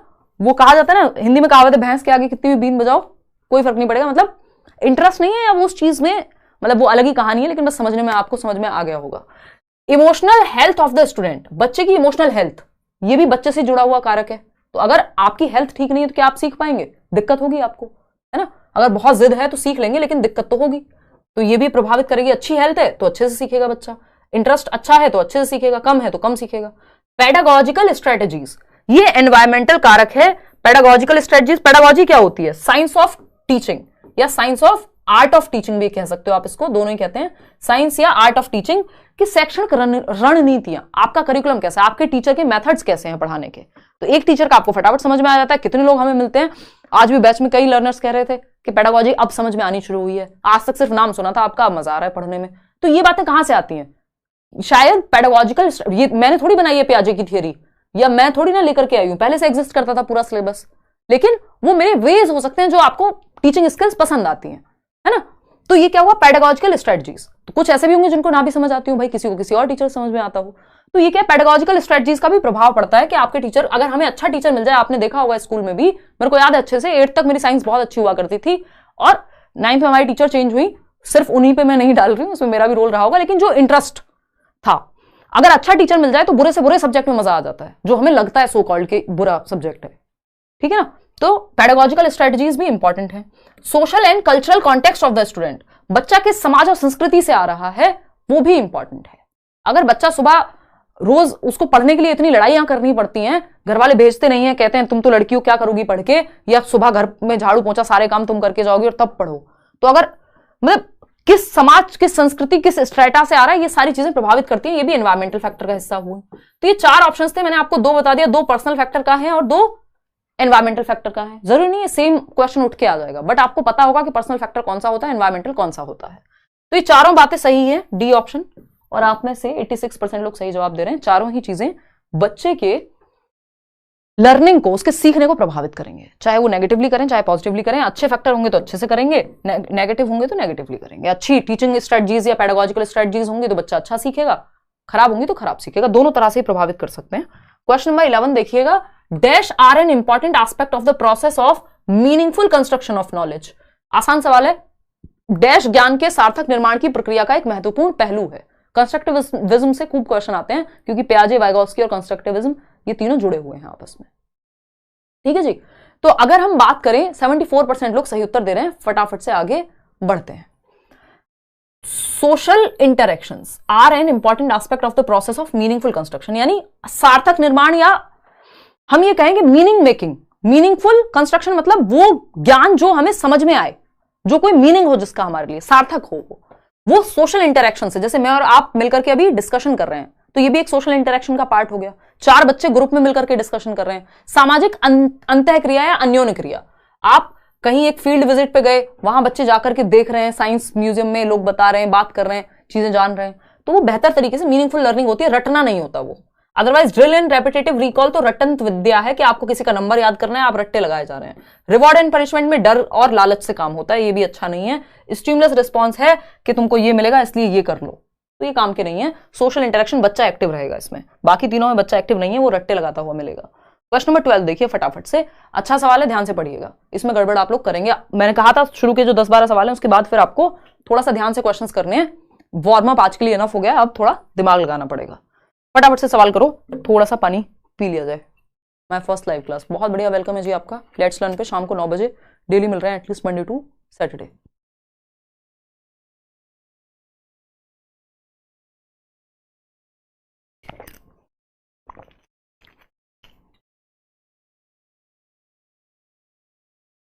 निशा हमारे साथ हैं, तरह तरह के मुंह बना रही हैं। देखिए पानी मत गिरा देना। देखो क्वेश्चन नंबर 12, जवाब क्या दे रहे हैं आप लोग? 78% लोग ए कह रहे हैं। चलिए समझते हैं कहानी क्या है। पानी थोड़ा सा ही पीजिएगा आप। अरे नहीं यार, बोलते बोलते ना बहुत। देखिएगा, identify the best example of learning at the age of 10 to 12 years. 10 से 12 वर्ष की आयु में सीखने का सर्वोत्तम उदाहरण पहचानना है ना। बेस्ट एग्जाम्पल ऑफ लर्निंग, पहला ऑप्शन है child will have the longest attention span, यानी बच्चे की ध्यान अवधि सबसे लंबी होगी, यानी ज्यादा देर तक ध्यान लगा पाएगा। चलो ठीक है। Child is cooperative with others, 10 से 12 साल पता है आपको गैंगेज कैसे कहते हैं इसे। 6 से 12 वर्ष की अवस्था जहां बच्चा ग्रुप में रहना ज्यादा पसंद करेगा, हाँ कोऑपरेटिव होगा, सहयोग करेगा, एक दूसरे का ग्रुप में रहेगा। चलो अटेंशन की अवधि ज्यादा होगी कि कम होगी, इस पर क्वेश्चन मार्क लगा देते हैं, अभी समझेंगे क्या कहानी है। ठीक है ना। आगे बढ़ेंगे। क्लमजी मोटर स्किल्स, यानी खराब गत्यात्मक कौशल, चलने फिरने दौड़ने भागने में दिक्कत होती है, जबकि इस स्टेज में तो उल्टा बच्चा स्पोर्ट्स में एनरोल होना शुरू करता है, उसको पसंद होता है खेलना कूदना दौड़ना भागना, मोटर स्किल्स तो उसकी अच्छी होती हैं। तो ये तो गलत हो गया भाई, 10 से 12 साल की उम्र में बच्चा दौड़ना भागना कूदना सारी चीजें करेगा। नॉट इंटरेस्टेड, यही तो वो एज है जहां पे आप जितने भी आप ओलंपिक्स में या स्पोर्ट्स पर्सन देखेंगे कम एज से शुरू करते हैं, और ये इंपॉर्टेंट एज है 6, 7, 8 के बाद से। Not interested in learning a second language, ऐसा किसने कह दिया कि दूसरी भाषा सीखने में इंटरेस्टेड नहीं होगा। इवन हम देख रहे हैं चाइल्डहुड तक तो अच्छा रहता है कि एडोलेसेंस में जाकर के थोड़ी बहुत डिफिकल्टी हो सकती है दूसरी भाषा को सीखने में, तो ये बात भी गलत है। तो सिर्फ फर्स्ट और सेकंड हमारे पास सही ऑप्शन है, और ऐसा कोई भी ऑप्शन नहीं है जहां पे सिर्फ हम सेकंड को चूज कर पाए, है ना। तो हम सिंपली यहां पे आंसर क्या हो जाएगा, first and second, A option, जो कि आप लोग दे भी पा रहे हैं। ठीक है जी।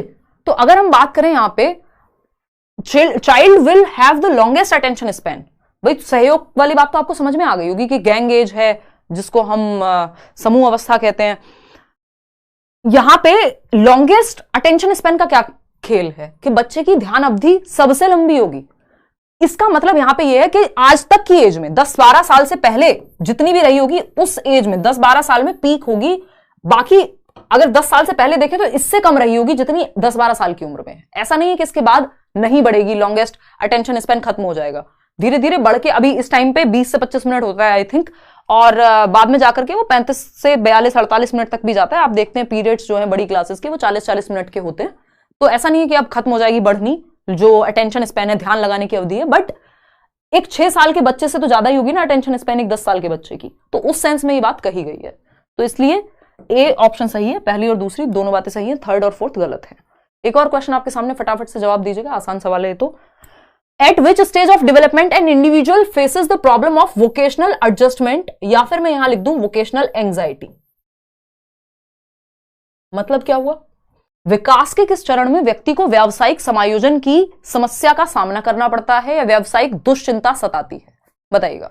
पहला ऑप्शन है ओल्ड एज। ओल्ड एज में तो व्यवसाय करो ना करो, अब जीवन में बचा ही क्या है, अब तो आराम करना है। रिटायरमेंट के समय में कौन व्यवसाय की चिंता करेगा भाई, कि क्या काम करूं, कौन से करियर में जाऊं, है ना। अब तो जीवन में ही जाने की ज्यादा संभावना बची नहीं है और करियर की बात करेंगे हम।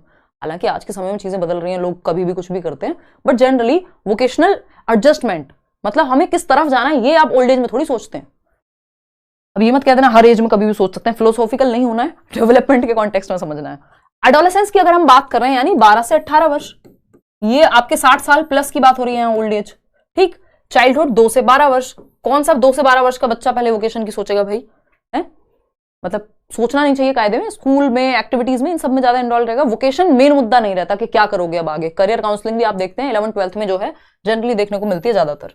तो किशोरावस्था एक ऐसी स्टेज है जो जहां पे वोकेशनल एंग्जाइटी या वोकेशनल एडजस्टमेंट का क्वेश्चन आता है कि आपको जीवन में किस तरफ जाना है, साइंस लेनी है, ये सब भी खैर इस बार से तो नेशनल एजुकेशन पॉलिसी इसको खत्म कर रही है, बट आपको जीवन में करना क्या है, डॉक्टर बनना है, फलाना बनना है, ठिकाना बनना है, जो भी करना है, वोकेशन में काम क्या करना है, व्यवसाय किस तरफ जाएंगे आप। ये एडजस्टमेंट एडोलेसेंस में सबसे ज्यादा इस चीज को इंडिविजुअल फेस करता है। इन्फेंसी तो जन्म से 2 वर्ष की अवस्था है, कहां बच्चों को पैदा होते इसमें डाल दिया, तो B option is the right answer, जो कि 79% लोग सही दे भी रहे हैं। क्वेश्चन नंबर 14 देखिएगा, अच्छा क्वेश्चन है, पढ़ के देखिए। The concentration and creativity is related to which type of development, यानी एकाग्रता एवं रचनात्मकता का संबंध किस प्रकार के विकास से है। ये मैंने बैच में भी कराया था, अभी कल हम पढ़ रहे थे जब डेवलपमेंट के प्रकार। फटाफट से बताओ, एकाग्रता एवं रचनात्मकता का संबंध किस प्रकार के विकास से है। कॉन्सेंट्रेशन यानी ध्यान देना, जब आप पढ़ के ये ध्यान देकर के समझने की कोशिश कर रहे हैं तो आप कॉन्सेंट्रेशन पावर का इस्तेमाल कर रहे हैं, ठीक है। एंड क्रिएटिविटी, कुछ नया कुछ डिफरेंट करना, जैसे मैं कोई भी टेढ़ा मेढ़ा एग्जांपल दे देती हूं तो वो मेरी क्रिएटिविटी हुई, है ना।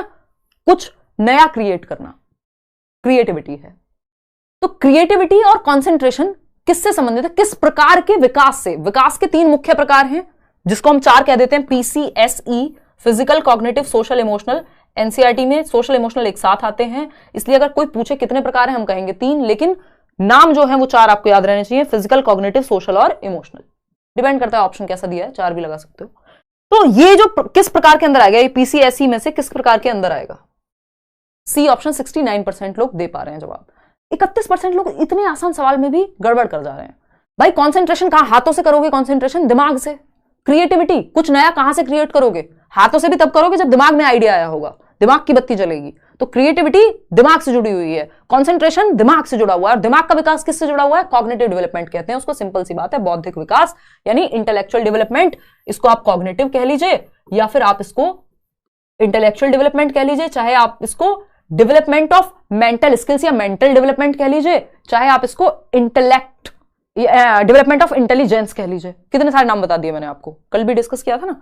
तो ये क्या है, बौद्धिक विकास की जब हम बात कर रहे हैं तो बौद्धिक विकास से संबंधित है या कॉग्निटिव डेवलपमेंट से, संज्ञानात्मक विकास से संबंधित है, जिसकी बात पियाजे और वाइगोस्की करते हैं। कॉन्सेंट्रेशन हुआ। इवन एक क्वेश्चन और पूछा जाता है कि कॉन्सेप्चुअल डेवलपमेंट किस प्रकार से संबंधित है। कॉन्सेप्चुअल यानी कॉन्सेप्ट कहां बनते हैं, संप्रत्यय के। आपसे अगर ये कहा जाए कि पानी के बारे में बताइए, तो ये भी तो एक कॉन्सेप्ट होगा ना आपके दिमाग में।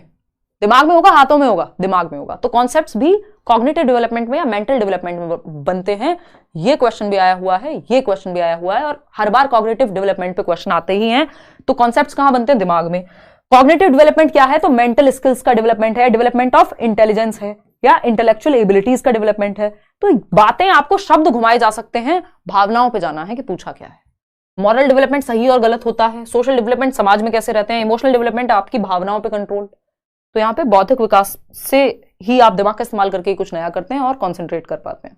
क्वेश्चन नंबर 15 देखिएगा। अब आपके फेवरेट क्वेश्चंस आने शुरू हो गए। जिस तरह के क्वेश्चंस 4 से 5 क्वेश्चन आपको 30 में से मिलते ही हैं, जैसा कि पिछले 2 सालों में हम देख रहे हैं, 3 सालों में हम देख रहे हैं जो पैटर्न है। तो ऑनलाइन पेपर पहली बार हुआ, फिर दूसरी बार हुआ, और इस बार के ऑफलाइन में भी खूब भर भर के क्वेश्चन असर्शन और रीजनिंग वाले हैं, और इनसे आपको लगता है डर, जो हम मिटा देंगे। ठीक है ना शाहीन बानो, ठीक। चलिए भाई, एक मैराथन क्लासेस वंस अभी से, अभी तो मैं नॉर्मल नहीं ले पा रही हूँ, और बड़ी ही होंगी क्लासेस, 1-1.5 घंटे की क्लास तो होती है कम से कम।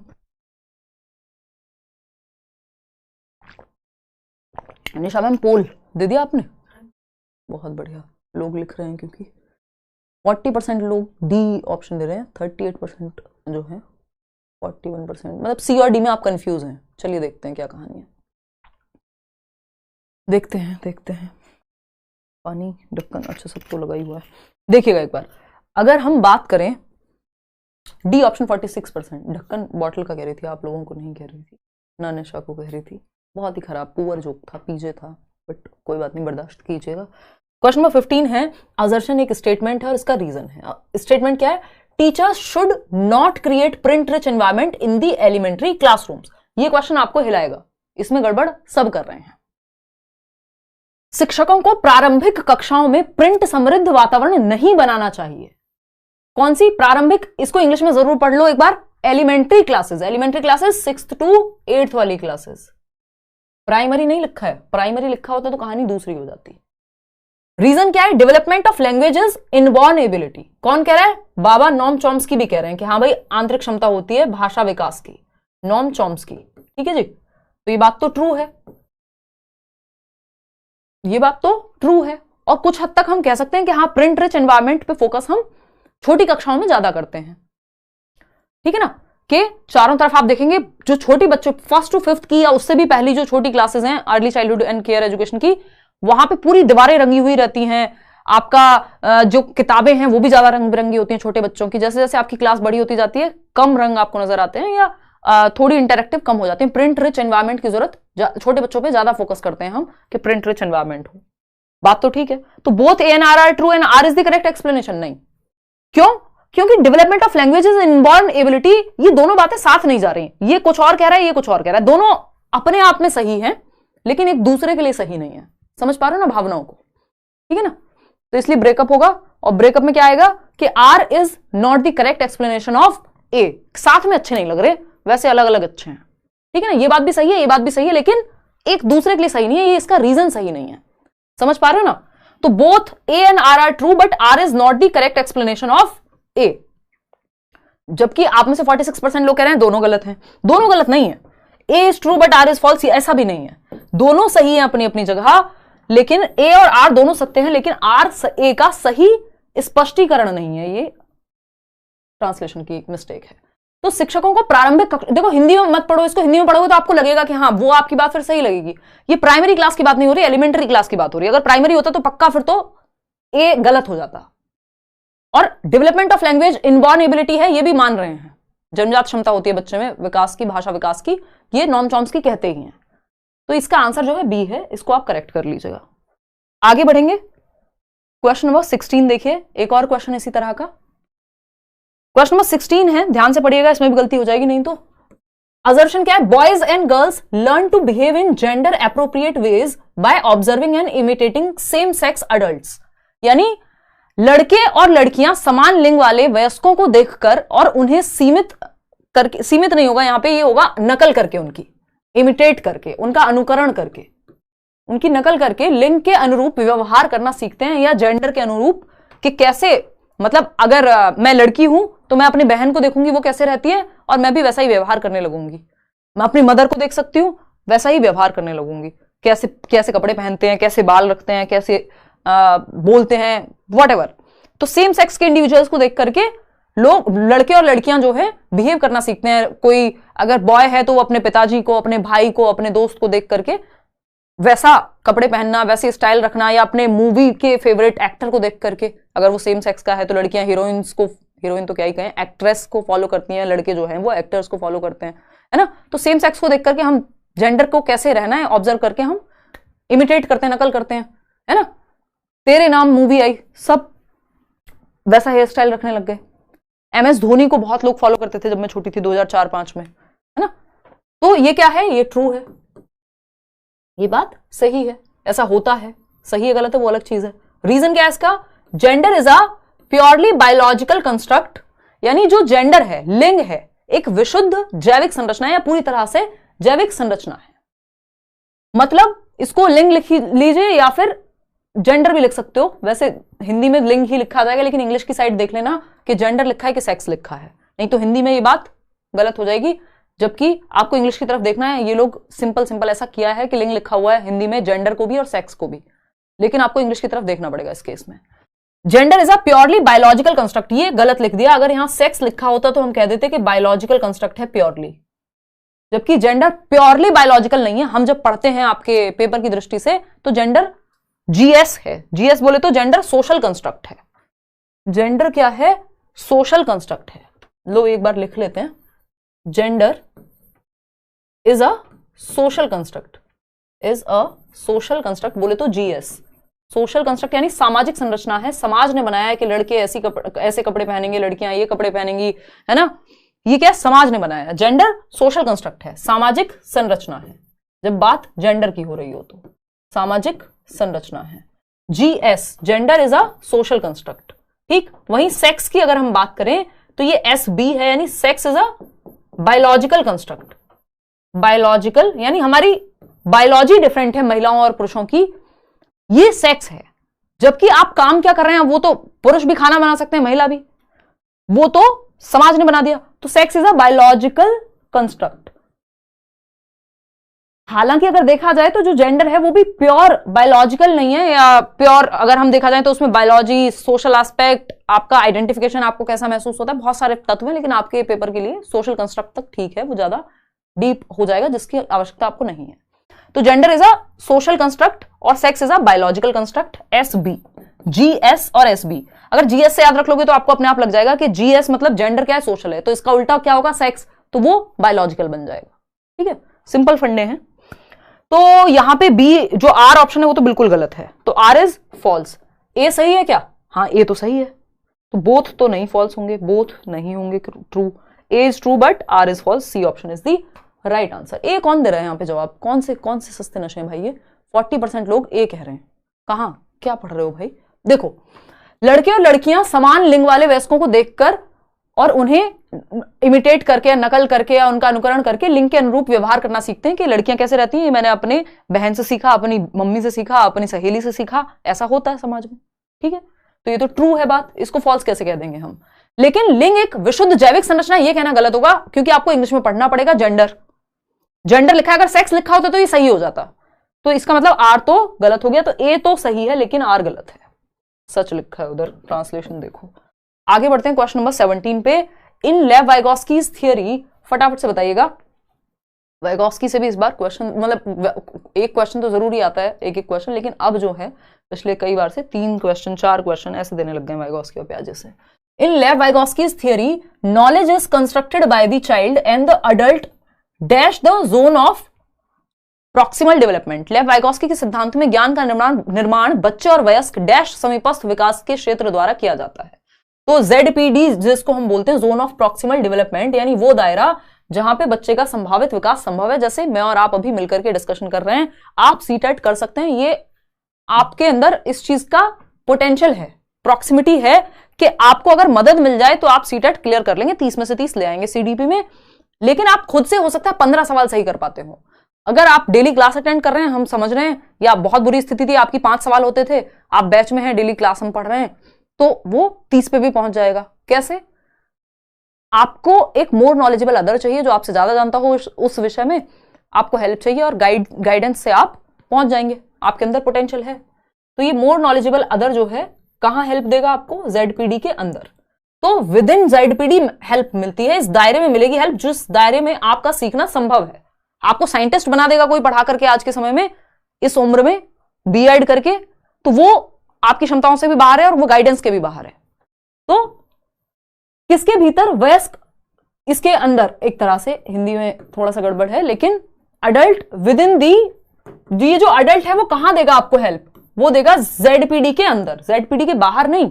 इसको हम वैसे समझेंगे, बीनीथ, अहेड, आउटसाइड नहीं, ZPD के अंदर। ये एक दायरा है जिसके अंदर आपको मदद मिलनी चाहिए। इसको ऐसे समझिएगा कि ये है आपका, ये एक चीज है जो आप खुद से कर सकते हैं, जिसको एक्चुअल डेवलपमेंट कह देते हैं, कई लोग ZAD कह देते हैं, बट वाइगोस्की ने नहीं कहा, बट ठीक है। लर्नर कैन डू, मैं कोशिश करती हूं कि मैं रिफ्रेन करूं अपने आप को बहुत ज्यादा एक्स्ट्रा चीजें आपको बताने से, जिससे कंफ्यूजन ना क्रिएट हो आपके दिमाग में। तो लर्नर कैन डू अनएडेड, मतलब बिना हेल्प के जो चीज बच्चा खुद से कर सकता है। तो यहां तो हेल्प की जरूरत ही नहीं है। हेल्प की जरूरत कहां होगी? इस दायरे में जहां वो गाइडेंस के साथ कुछ कर पाएगा। तो गाइडेंस कहां मिलेगी? विद इन दिस दायरा, या फिर जो भी आप इसको पेरीफेरी है ना। तो यहां पे आपको इस दायरे के अंदर जो आपके बस में है वहां हेल्प देनी है कि कुछ चीजें आप इंडिपेंडेंटली कर ले रहे हैं। और ये ZPD क्या है? ये डिफरेंस है दोनों के बीच का, जो आप खुद से कर सकते हैं और किसी की हेल्प से कर सकते हैं। तो इस बीच में ही आपको मदद दी जानी चाहिए। ये ऐसा दायरा है जहां आप हेल्प से भी नहीं कर पाएंगे, तो इस दायरे के अंदर आपको हेल्प मिलेगी। ठीक है जी, चलिए आगे बढ़ते हैं नेक्स्ट क्वेश्चन पे। नेक्स्ट क्वेश्चन क्या है? क्वेश्चन नंबर है 18। ज्यादा ही स्लो चल रही हूं मैं, मुझे लग रहा है। नहीं, ठीक तो चल रहा है, टाइम तो लगेगा यार। 30 क्वेश्चन की प्रॉपर एक्सप्लेनेशन है और बड़े क्वेश्चन हैं। देखिएगा, तो अगर हम बात करें which of the following is not included in a progressive and child centred education. Nisha को क्योंकि घर जाना होगा। आप कहीं गए थे क्या? क्लास नहीं हो रही थी? गए नहीं थे, तबीयत खराब थी, अभी भी बहुत अच्छी नहीं है, बट अब हो पा रही है क्लास आपकी। निम्नलिखित में से क्या प्रगतिशील और बाल केंद्रित शिक्षा में शामिल नहीं है? पेपर के टाइम पे मैं जनरली नहीं जाती हूं कहीं, है ना। देखिएगा, तो use of digital technology and teaching learning materials, यानी डिजिटल प्रौद्योगिकी और शिक्षण अधिगम सामग्री का उपयोग चाइल्ड सेंटर्ड एजुकेशन में शामिल नहीं है।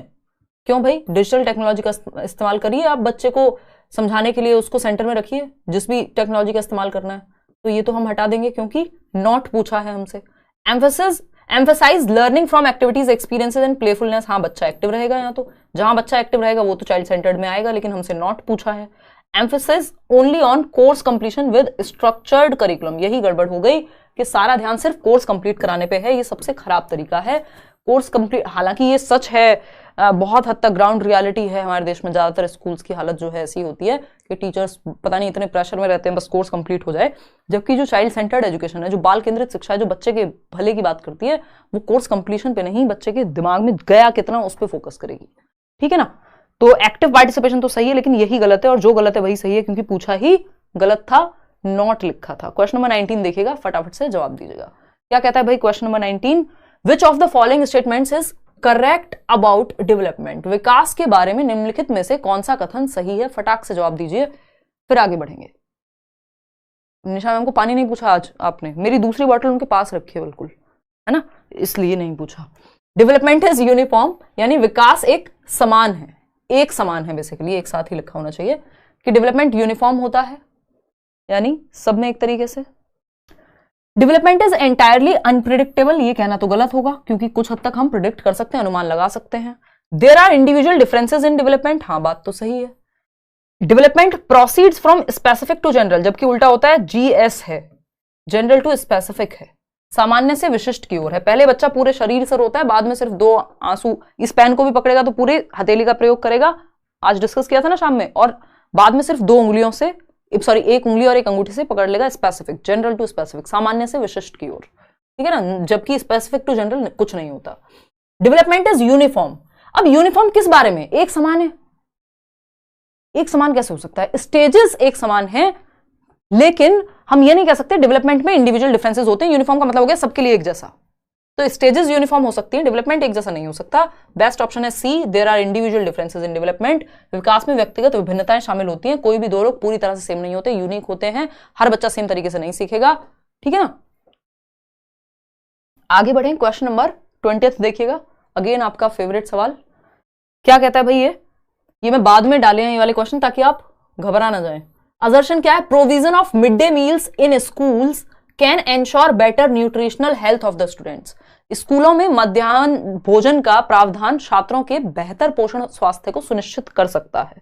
यानी जो हम दोपहर में खाना दे रहे हैं, मिड डे मील की शुरुआत 1995 में हुई थी, जो मिड डे मील प्रोवाइड कर रही है सरकार कि भाई आपको गवर्नमेंट स्कूल्स में मिलता है कि आपको खाना मिलेगा ताकि बच्चे की न्यूट्रिशनल हेल्थ, क्योंकि बहुत सारे बच्चे ऐसे परिवारों से या ऐसी आर्थिक स्थिति से आते हैं कि ठीक से भरपेट खाना भी नहीं मिल पा रहा, और एक तो रीजन ये है कि न्यूट्रिशनल हेल्थ अच्छी रहे, दूसरा मिड डे मील से अटेंडेंस भी बेटर रहती है, बच्चे इस बहाने स्कूल आते हैं क्योंकि खाना मिलेगा, ठीक है ना। तो अगर आपके, वो कहा जाता है ना, भूखे भजन ना हो गोपाला, ले लो अपनी कंठी वाला, मतलब ईश्वर का भी भजन नहीं कर सकते आप यदि पेट में खाना नहीं है तो, ठीक है ना। ज्ञान की बातें अच्छी लगती हैं जब पेट में रोटी हो, तो वही एक यहाँ पे ये बेसिकली कहां से आ रहा है? ये अब्राहम मैस्लो की हायरार्की ऑफ नीड्स है, जो हम मोटिवेशन वाले चैप्टर में पढ़ते हैं, है ना, कि अगर फिजिकल नीड्स या फिजियोलॉजिकल नीड्स हमारी पूरी नहीं है, शारीरिक आवश्यकताएं, सर्वाइवल नीड्स जिनके बिना चलेगा नहीं, वो पूरी नहीं है, तो हम ज्ञान की बातें कहां से करेंगे, है ना। तो ये बात तो सही है कि न्यूट्रिशनल हेल्थ बेटर रहे बच्चों की, इसलिए मिड डे मील का प्रोविजन है, सही है। एनवायरमेंटल फैक्टर्स, और जब भी हम बात भी कर रहे हैं, दिमाग, शरीर ठीक नहीं होगा, दिमाग कहां से ठीक चलेगा, सारे types of development inter related है। Environmental factors do not play any role in shaping an individual since growth is determined only by heredity। कि ग्रोथ तो सिर्फ हेरिडिटी से होती है, जबकि आपको पता है हेरिडिटी और एनवायरमेंट दोनों से होती है, और एनवायरमेंट का प्रभाव पड़ेगा, ये कह रहे हैं एनवायरमेंट का कोई प्रभाव नहीं है। भाई कौन से नशे हैं भाई, गलत है ये तो बात, ठीक है ना। तो ट्रू है ये, लेकिन फॉल्स है ये, क्या कह रही हो सस्ते A is true but R is false, ये बात एकदम सही है। तो सी ऑप्शन आप लोग भी सही जवाब दे रहे हैं, 81% लोग। चलिए आगे बढ़ते हैं। क्वेश्चन नंबर है 21। Sunita exhibits repetitive motor actions and had difficulty making friends though she had ability for excellent attention to detail. The attention to detail मतलब अच्छी है। These are typical identifying characteristics of, यानी सुनीता एक बच्ची है जो दोहराव करती है, बार बार रेपिटेटिव मोटर एक्शंस होते हैं, बार बार कोई चीज रिपीट करना, स्टीरियोटिपिकल एक्शंस कहते हैं उनको। ये पहला ही संकेत है किसका, ऑटिज्म का, कि रेपिटेटिव एक्शंस हो रहे हैं, ठीक है ना। डिफिकल्टी है दोस्त बनाने में, यानी सोशल इंटरेक्शन इनका अच्छा नहीं होता, समाज में अच्छे से अच्छा महसूस नहीं करते ग्रुप में, तो ये भी ऑटिस्टिक बच्चे का ही लक्षण है। अटेंशन अच्छी है, मतलब ये इंटेलिजेंट होते हैं, ऐसा नहीं है कि ऑटिस्टिक बच्चा है तो वो सीख नहीं पाएगा या अटेंशन खराब, वो एडीएचडी में होती है अटेंशन की ज्यादा दिक्कत, ठीक है ना, जो attention deficit hyper activity disorder है। डिस्ग्राफिया में लिखने से संबंधित दिक्कत होगी, है ना। डिसलेक्सिया में पढ़ने से संबंधित दिक्कत होगी। ऑटिज्म स्वालीनता है इसका सही जवाब। आपने माय नेम इज खान देखी होगी, आई थिंक इसी तरह का कोई तो डिसऑर्डर था उनको, कि आप बार बार वो सेम चीज रिपीट करने लगते थे, या सोशली जो है ऑकवर्ड हो जाते हैं बच्चे, ज्यादा आसपास सराउंडिंग में अगर चेंज आ जाए, रूम में भी बहुत ज्यादा चेंजेस इनको पसंद नहीं है, ठीक है ना। तो स्वालीनता यानी ऑटिज्म है। अटेंशन डेफिसिट हाइपर एक्टिविटी में बच्चा ओवर एक्टिव होता है, इंपल्सिव होता है। A option is the right answer, और अटेंशन उसका लो होता है, जबकि अटेंशन यहाँ बच्चे का ठीक है। आगे बढ़ेंगे, क्वेश्चन नंबर 22 देखिएगा फटाफट से। क्या कहता है ये सवाल, which of the following is an example of assistive technology to aid hearing, यानी निम्नलिखित में से कौन सुनने में सहायता के लिए सहायक तकनीक का उदाहरण है। यानी यदि हियरिंग इंपेयरमेंट वाला बच्चा आपकी क्लास में है, तो कौन सा जो है वो हियरिंग इंपेयर्ड बच्चे के लिए असिस्टिव टेक्नोलॉजी होगी। असिस्टिव मतलब आपने सुना होगा ना, असिस्टेंट, पर्सनल असिस्टेंट, या गूगल असिस्टेंट भी एक चीज है कि आप, या सिरी की अगर हम बात करें तो गूगल असिस्टेंट को कह देंगे ओके गूगल फलानी चीज चला दो, क्या गाना चला दो, निशा का बर्थडे बता दो, है ना, या वट एवर, तो ओके गूगल अलार्म लगा दो। तो ये क्या असिस्टिव टेक्नोलॉजी हो गई हमारे लिए, कि असिस्टिव मतलब जो असिस्ट करे, हमें हेल्प कर दे। तो हियरिंग इंपेयर्ड बच्चे के लिए जिसको सुनने में दिक्कत है, या हियरिंग के लिए, सुनने के लिए असिस्टिव टेक्नोलॉजी का उदाहरण कौन सा होगा जो सुनने में मदद करे, सहायता करे। सी ऑप्शन ज्यादातर लोग सही जवाब दे रहे हैं, 81% लोग, बहुत बढ़िया। ब्रेल सिस्टम होता है किसके लिए, जिस बच्चे को देखने में दिक्कत होगी, विजुअली इंपेयर्ड बच्चे के लिए, कि वो टच एंड फील करके पढ़ लेगा। वॉकिंग स्टिक भी विजुअली इंपेयर्ड बच्चे के लिए होगी, जिससे कि वो डायरेक्शंस को, आपने देखा होगा ना, मूवीज में भी दिखाते हैं, वैसे भी देखा होगा, जिनको देखने में दिक्कत होती है, बिल्कुल ब्लाइंड है, तो उनको क्या है, वो स्टिक का इस्तेमाल करके आइडिया लगा पाते हैं सरफेस का। ठीक, आई ग्लासेस आपके आई साइट के करेक्शन के लिए है, कि अगर आपका नंबर कम या ज्यादा है तो आप आई ग्लासेस का यूज करते हैं, करेक्ट की जा सकती है, तो ये भी विजुअली इंपेयर्ड के लिए ही काम आएगा। लेकिन ध्वनि विस्तारक की अगर हम बात कर रहे हैं, या साउंड एम्पलीफायर की, आपने देखा होगा कान के पीछे या कान के अंदर मशीन लगी होती है ना, कान में मशीन बुढ़ापे में भी लग जाती है धीरे धीरे लोगों को, क्योंकि समय के साथ हियरिंग की पावर कम हो जाती है कई बार, तो वो मशीन एम्पलीफाई करती है कि अगर मैं मान लीजिए एक सर्टेन फ्रिक्वेंसी में बोल रही हूँ तो वो बढ़ा करके कान में जाएगी। अम्मा मतलब दादी या नानी जो भी, या कोई और बूढ़ा व्यक्ति है अगर, तो आपने देखा होगा कहीं ना कहीं, या वो बच्चा जिसको सुनने में तकलीफ है, तो उसके कान में आवाज थोड़ी सी बढ़ करके जाएगी, एम्पलीफाई होगी, तो उसको बेहतर से सुन पाएगी, क्योंकि उसकी जो हियरिंग एबिलिटी है वो कम है नॉर्मल से। तो साउंड एम्पलीफायर हियरिंग इंपेयर्ड बच्चे के लिए हेल्पफुल होगा।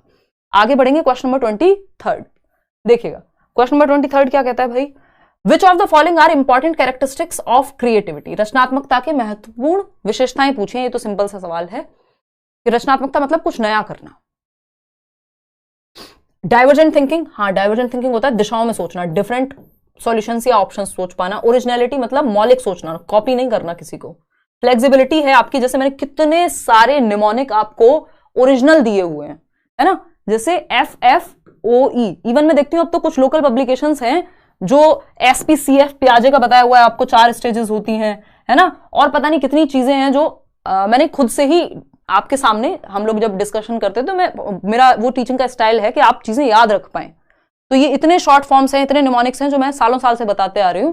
तो अब तो चैनल्स पे तो अपने अपने या बहुत सारे टीचर्स हैं जो उसको यूज करते हैं। कई लोग क्लियरली इसमें क्रेडिट देते हैं, कई लोग उनको लगता है कि ये तो हमारा ही है ना। और कई किताबों में इवन वो चीज छप के आने लगी है, मैंने देखा कुछ लोकल बुक्स में। लेकिन ये चीज ओरिजिनली मैंने और आपने मिलकर के बनाई है चैनल पे। अगर आप पिछले 7 सालों में देखेंगे तो पुराने वीडियोस में भी आपको इतने सारे निमोनिक्स मिल जाएंगे। ये मेरा तरीका है पढ़ाने का कि मुझे मजा आता है, शॉर्ट फॉर्म्स से आपको चीजें याद रहती हैं पेपर में, ठीक है ना। तो हर एक टीचर का अपना एक स्टाइल होता है, तो वो ओरिजिनलिटी हो गई उस आइडिया में। या निमोनिक तो एक बेसिक फंडा भी है। तो अगर हम बात करें फ्लेक्सिबिलिटी की, तो फ्लेक्सिबिलिटी होती है लचीलापन, है ना, कि मल्टीपल आइडियाज आ रहे हैं, एक काम नहीं कर रहा दूसरा करेगा। कन्वर्जेंट थिंकिंग क्रिएटिविटी के जस्ट ऑपोजिट है। तो शुरुआत के 3 तो ठीक हैं, first second third, A option is the right answer. Convergent और डाइवर्जेंट थिंकिंग पे कभी और चर्चा करेंगे। कन्वर्जेंट थिंकिंग होती है कि आप जैसे इस क्वेश्चन को सॉल्व करने के लिए आपने अभिसारी सोच का इस्तेमाल किया है, कन्वर्जेंट थिंकिंग का, कि 4 ऑप्शन से एक सही उत्तर पे आपको आना है, यानी ऑप्शन से एक सही पे आना, वो है convergent thinking. Decision making intelligence का ही पार्ट है। जेपी गिलफर्ड ने दोनों दिए थे, डाइवर्जेंट और कन्वर्जेंट। जबकि डाइवर्जेंट में आप मल्टीपल ऑप्शंस की तरफ सोचते हैं, ओरिजिनलिटी होती है आइडियाज की। तो A option is the right answer, fourth सही नहीं है। क्वेश्चन नंबर 24 देखिएगा। For effective learning teachers should ensure that learning activities, यानी प्रभावी शिक्षण के लिए, अच्छे शिक्षण के लिए टीचर को क्या सुनिश्चित करना चाहिए? पहला ऑप्शन है build on the previous understanding of the student and further it. छात्रों की पिछली समझ को विकसित करें और उसे आगे बढ़ाएं, यानी प्रीवियस नॉलेज। बात तो सही है, पॉजिटिव है। Are aim to only reproduce knowledge from the textbook, बस जो पुनः उत्पादन करा दें, जो भी किताब में लिखा हुआ है उसके रट्टे लगवा दें, रिप्रोड्यूस करा दें, ये तो बेकार की बात है, रटन विद्या हो जाएगी। डी कॉन्टेक्चुअलाइज नहीं, कॉन्टेक्चुअलाइज, संदर्भ में समझाएं, एग्जाम्पल को लाइफ से जोड़ करके, ना कि अलग से रट्टा लगवा दें डेफिनेशन का। डी कॉन्टेक्चुअलाइज नहीं करना। Are extremely complex and abstract नहीं, इजी सिंपल बनाना है हमें। वो टीचर है जो सिंपल बनाए, अच्छा है ना, लर्निंग एक्टिविटीज को या लर्निंग को सिंपल बनाए, जॉयफुल बनाए। छात्रों की पिछली समझ को विकसित करें और उसे आगे बढ़ाना, यही बेटर है यहाँ पे कि प्रीवियस नॉलेज से आपने पूर्व ज्ञान से, ओल्ड नॉलेज से कनेक्ट कर दिया। क्वेश्चन नंबर 25 देखिए। अगेन ये आपका मैंने कहा ही था, धीरे धीरे क्वेश्चंस आपके लेंथी होंगे। असर्शन क्या है? Children are unable to learn optimally when they are undernourished और अनवेल। यदि बच्चे अल्प पोषित हैं या कुपोषित हैं, उनको ठीक से पोषण नहीं मिल पा रहा, तो वो ठीक से नहीं सीख पाएंगे, अस्वस्थ हो जाएंगे। बात सही है, ट्रू है ये बात एकदम, कोई दिक्कत नहीं है। इसका रीजन क्या है? All domains of development are interrelated. Physical development has an impact on cognitive development.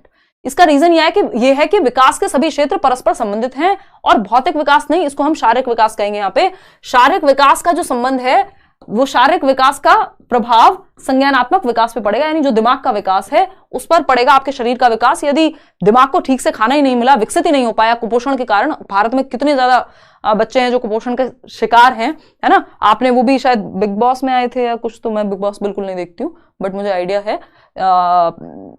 Abdu करके एक व्यक्ति है ना, तो वो माल न्यूट्रिशन के शिकार रहे हैं आई थिंक। तो बहुत बड़ी बड़ी जो है समस्या है, मतलब अगर हम देखें हमारे देश में जो माल न्यूट्रिशन है, यानी न्यूट्रिशन का सही मात्रा में ना मिल पाना, कुपोषण बढ़ती उम्र में, छोटी उम्र में स्पेशली, तो क्या होगा? दिमाग ठीक से डेवलप नहीं होगा, शरीर ठीक से डेवलप नहीं होगा, शरीर ठीक से डेवलप नहीं होगा, दिमाग नहीं होगा, सोशली भी दिक्कत आएगी, 70 तरीके की समस्याएं आपकी बन जाएंगी, ठीक है ना। तो अगर हम बात कर रहे हैं यहाँ पे, तो सारे फिजिकल जो डेवलपमेंट के प्रकार हैं वो आपस में जुड़े हुए हैं, और आपका शारीरिक विकास आपके संज्ञानात्मक विकास को प्रभावित करेगा। आपका दिमाग भी ठीक से काम नहीं करेगा यदि आपका शरीर ठीक से डेवलप नहीं हुआ। तो यहाँ पे क्या है, ये ए भी सही है और आर भी सही है, तो both A and R are true and R is the correct explanation of A, इसीलिए हम मिड डे मील दे रहे हैं बच्चे को, ठीक है जी। चलिए आगे बढ़ते हैं। क्वेश्चन नंबर 26, और वो आपको याद होगा आमिर खान ऐड करते थे जब मैं छोटी थी टीवी में, है ना, कुपोषण का एक ऐड आता था कि सही मात्रा में पोषण कितना आवश्यक है। क्वेश्चन नंबर 26 देखिएगा। Which principle of development does this illustrate? कौन सा प्रिंसिपल दर्शाता है ये statement? The child learns to stand before she can walk and babble before she can talk, या बिफोर शी टॉक्स। अच्छा क्वेश्चन है, ध्यान से पढ़िएगा। विकास के सिद्धांत, कौन से विकास के सिद्धांत को दर्शाता है? कि बच्चा चलना सीखने से पहले खड़े होना सीखेगा। बिल्कुल सही बात है, अगर आपको खड़े होना नहीं आता, चलना कैसे सीखेगा बच्चा? और बोलने से पहले बड़बड़ाना या बलबलाना कहते हैं उसको, बैबल करना, बा मा पा पानी, मतलब पानी तो पूरा हो गया, लेकिन बलबलाना जो वो शब्द सिंगल सिलेबल वर्ड्स को जब वो बोलेगा, बा, मा, पा, ये सब क्या है, बलबलाना है बच्चे का। तो प्रॉपर बोलने से पहले ये वाली स्टेज आती है बैबलिंग की, और चलने से पहले खड़े होने की स्टेज आएगी। क्लियर बात है। अब ये विकास का कौन सा सिद्धांत है? पहला है डेवलपमेंट इज सीक्वेंशियल, यानी विकास अनुक्रमिक है, क्रमिक है, एक ऑर्डर में होता है, एक सीक्वेंस में होता है। बात तो सही लग रही है। Development proceeds from head to toe, सर से पैर की ओर, कि बच्चा पहले खड़े होना सीख पा रहा है, फिर चलना सीख पाएगा। भाई यहां पे बात लैंग्वेज की भी तो हो रही है, सिर्फ फिजिकल डेवलपमेंट की थोड़ी हो रही है। ये तो फिजिकल डेवलपमेंट की डायरेक्शन है, हेड टू टो वाली जो सेफेलोकॉर्डल है, क्योंकि यहां पे बात बोलने की भी हो रही है, बैबलिंग की बात हो रही है बोलने से पहले। इसका मतलब एक सीक्वेंस फॉलो हो रहा है डेवलपमेंट में, सिर्फ फिजिकल डेवलपमेंट की बात नहीं हो रही है। डिसऑर्डरली नहीं, ऑर्डरली होता है। प्रोग्रेसिव सेंटर टू एक्सट्रीमिटीज, यहां पे प्रॉक्सिमोडिस्टल का तो मतलब ही नहीं है। तो A option is the right answer over here, कि एक सीक्वेंस में होता है विकास। कि इसमें एक क्वेश्चन वो भी आ जाता है कि एक बच्ची है जो उछलना सीखना पड़ेगा आपको या दौड़ना सीखना पड़ेगा, रस्सी कूदना या स्किपिंग सीखने से पहले। क्वेश्चन नंबर 27, तो वो भी सेम ही बात है, सीक्वेंस चाहिए। क्वेश्चन नंबर 27 देखिएगा, पियाजे और वाइगोस्की पे क्वेश्चन है। One of the major differences in the theories of Jean पियाजे एंड वाइगोस्की इज, यानी जीन पियाजे और वाइगोस्की की थियोरी में जो मेजर डिफरेंस है, मुख्य अंतर है। दोनों कंस्ट्रक्टिविस्ट हैं, रचनावादी हैं, बच्चे को एक्टिव रखने पे फोकस करते हैं, है ना। तो पियाजे emphasised on the role of language in cognitive development, उतना ज्यादा नहीं, बट ठीक है, हमने मान लिया, हमें बेहतर ऑप्शन चाहिए ना। फिर तो वाइगोस्की ने भी एम्फेसाइज किया है, तो इसमें तो अंतर कहां बचा, कोई डिफरेंस ही नहीं है इस बात में। तो फिर Vygotsky gave primary importance to heredity, उल्टा कह दिया इन्होंने। तो वाइगोस्की तो हेरिडिटी को मानते ही नहीं, अगर देखा जाए तो सोसाइटी को ज्यादा मान रहे हैं। उनकी थियरी का नाम ही है वाइगोस्की सोशियो कल्चरल अप्रोच, कल करने वाले हैं उसके क्वेश्चन हम। Vygotsky emphasised the role of culture in cognitive development, यानी वाइगोस्की ने विकास में, संज्ञानात्मक विकास में, दिमाग के विकास में किसको महत्व दिया है? कल्चर को, संस्कृति की भूमिका को। किस संस्कृति, किस समाज में हम रह रहे हैं, कितना हम इंटरेक्ट कर रहे हैं, उससे प्रभाव पड़ेगा बच्चे के दिमाग के डेवलपमेंट पे। ये बात एकदम सही है। उनकी थियरी का नाम ही सोशियो कल्चरल अप्रोच है। पियाजे gave importance to what the child can do on her own as well as what she can do with support, ये बात वाइगोस्की की है। तो सिर्फ सी ऑप्शन यहां सही है, बाकी कोई बात सही बन ही नहीं रही है अगर डिफरेंस की बात करें तो। क्वेश्चन नंबर 28 देखिएगा, फटाफट से सॉल्व कीजिए। Carol Gilligan critiqued Lawrence Kohlberg's theory of moral development by arguing that man have morality of dash while women have morality of dash. यानी कि कैरल ग्लिगन, जो कि कोहलबर्ग की स्टूडेंट थी, उन्होंने क्रिटिसाइज किया कोहलबर्ग के नैतिक विकास के सिद्धांत को, यानी मॉरल डेवलपमेंट की थियरी, सही और गलत। एक क्वेश्चन जरूर आता है, इस बार 2 या 3 आए हुए हैं, 2 क्वेश्चन आए हुए हैं कोहलबर्ग पे, ठीक है ना। कि जो मैन की मॉरलिटी है वो कैसी है? जस्टिस आधारित है, ऐसा कोहलबर्ग कहते हैं। और इसी बात पे क्रिटिसाइज किया है इन्होंने, किसने? कैरल ग्लिगन ने, जो कि एक महिला है, अभी भी है, कि ये बात सही नहीं है कि आप इंफीरियर दिखा रहे हैं कहीं ना कहीं, या आप कह रहे हैं कि रैशनल ज्यादा होते हैं मेल्स अपने उसमें डिसीजन मेकिंग में या मॉरलिटी में, जबकि महिलाओं की जो मॉरलिटी है वो केयर बेस्ड ज्यादा होती है, वो केयर को भी ध्यान में रखती हैं, ठीक है ना, इमोशंस कह लीजिए, तो केयर बेस्ड होगी जो महिलाओं की। तो जस्टिस और केयर यहाँ पे सही उत्तर होगा, है ना। आगे पीछे नहीं कर देना इसको। पुरुषों में जस्टिस यानी न्याय कह लीजिए, ज्यादा लॉजिकल वाली बात, और ये सब, हालांकि क्रिटिसिज्म है, ये कोई यहाँ पे ऐसा नहीं है कि इस चीज को बहुत प्रेज किया जा रहा हो। और जो देखभाल कह लीजिए या केयर, वो यहाँ पे महिलाओं के केस में। तो पहले न्याय जहां जिस ऑप्शन में होगा उसके साथ जाइएगा, अगर उल्टा कर दिया तो 1 नंबर कट जाएगा यहीं पे। तो A option is the right answer. आगे बढ़ेंगे, कोहलबर्ग की थियरी करेंगे। क्वेश्चन नंबर 29 देखिएगा, सेकंड लास्ट क्वेश्चन है आज के लिए। क्या कहता है भाई ये? विच, बहुत अच्छा क्वेश्चन है, इस बार भी क्वेश्चन कई सारे आए हुए हैं क्रिटिकल थिंकिंग पे, उसी पे बेस्ड है ये। Which of the following questions test higher order thinking skills, जिसको हम हॉट्स कहते हैं। हॉट्स होते हैं जिसमें दिमाग ज्यादा इस्तेमाल होगा आपका, such as analysis and evaluation. तो कौन सा प्रश्न विश्लेषण और मूल्यांकन जैसे उच्च स्तरीय सोच या चिंतन कौशल का परीक्षण करता है? पहला ऑप्शन है आपके सामने, what differences do you find between private and public health services in your area and why, यानी आप अपने क्षेत्र में निजी और सार्वजनिक स्वास्थ्य सेवाओं के बीच क्या अंतर पाते हैं और ऐसा क्यों है। यानी प्राइवेट हॉस्पिटल और गवर्नमेंट हॉस्पिटल के बीच जो सुविधाओं का अंतर है वो क्या अंतर है और ऐसा क्यों है आखिर। जो भी, अगर प्राइवेट अच्छा है या गवर्नमेंट अच्छा है या बुरा है, तो वो क्यों है और क्या अंतर है। इसमें बच्चे को एनालाइज करना पड़ेगा, दोनों चीजों के बीच में विश्लेषण करना पड़ेगा, प्राइवेट में क्या है, गवर्नमेंट में क्या है, कौन सा अच्छा है, क्या रीजंस हो सकते हैं, और फिर इवेल्युएट करना पड़ेगा, जज करना पड़ेगा। इवेल्युएशन में आता है ना जजमेंट, आपको जज करना पड़ेगा कि कौन सा सही है, कौन सा बेहतर है। तो एनालिसिस भी यूज हो रहा है और इवैल्यूएशन भी, यानी क्रिटिकल थिंकिंग कहीं ना कहीं यहाँ आ रही है, क्योंकि आपको सारे रीजंस जानने पड़ेंगे और उसके बेसिस पे, एविडेंस के बेसिस पे आप क्या करेंगे। इसी क्वेश्चन में अगर क्रिटिकल थिंकिंग लिख दिया होता तब भी आंसर यही होता। इस बार क्वेश्चन आया हुआ है ना। तो आप अपने क्षेत्र में निजी और सार्वजनिक स्वास्थ्य सेवाओं के बीच का क्या अंतर है और क्यों है। What does the civil right act state. तो ये तो सिंपल, इसमें एनालिसिस की जरूरत ही नहीं है, ये तो क्या नॉलेज बेस्ड क्वेश्चन है कि आपको याद होगा तो आप बता देंगे, नहीं तो नहीं। ये आपकी जो ब्लूम टैक्सोनॉमी है उससे क्वेश्चन है, लेकिन क्रिटिकल थिंकिंग भी, क्योंकि वो एनालिसिस, सिंथेसिस, इवैल्यूएशन बेस्ड ही होती है, इसलिए दोनों तरफ पूछा जा सकता है। How many states are there, 1 minute में बता दोगे। 28 और 8 है ना, कि भाई 28 स्टेट्स हैं और 8 आपकी यूनियन टेरिटरीज हैं। तो ये क्या हुआ, ये तो रिकॉल बेस्ड है, इसमें कौन सा एनालिसिस लग गया आपका, कौन सी हायर मेंटल एबिलिटीज लग गई दिमाग की। How are the members of legislative assembly elected, वो भी एक प्रोसेस है जो आपके दिमाग में आपको पता होगा तो आप बता देंगे, ठीक है ना।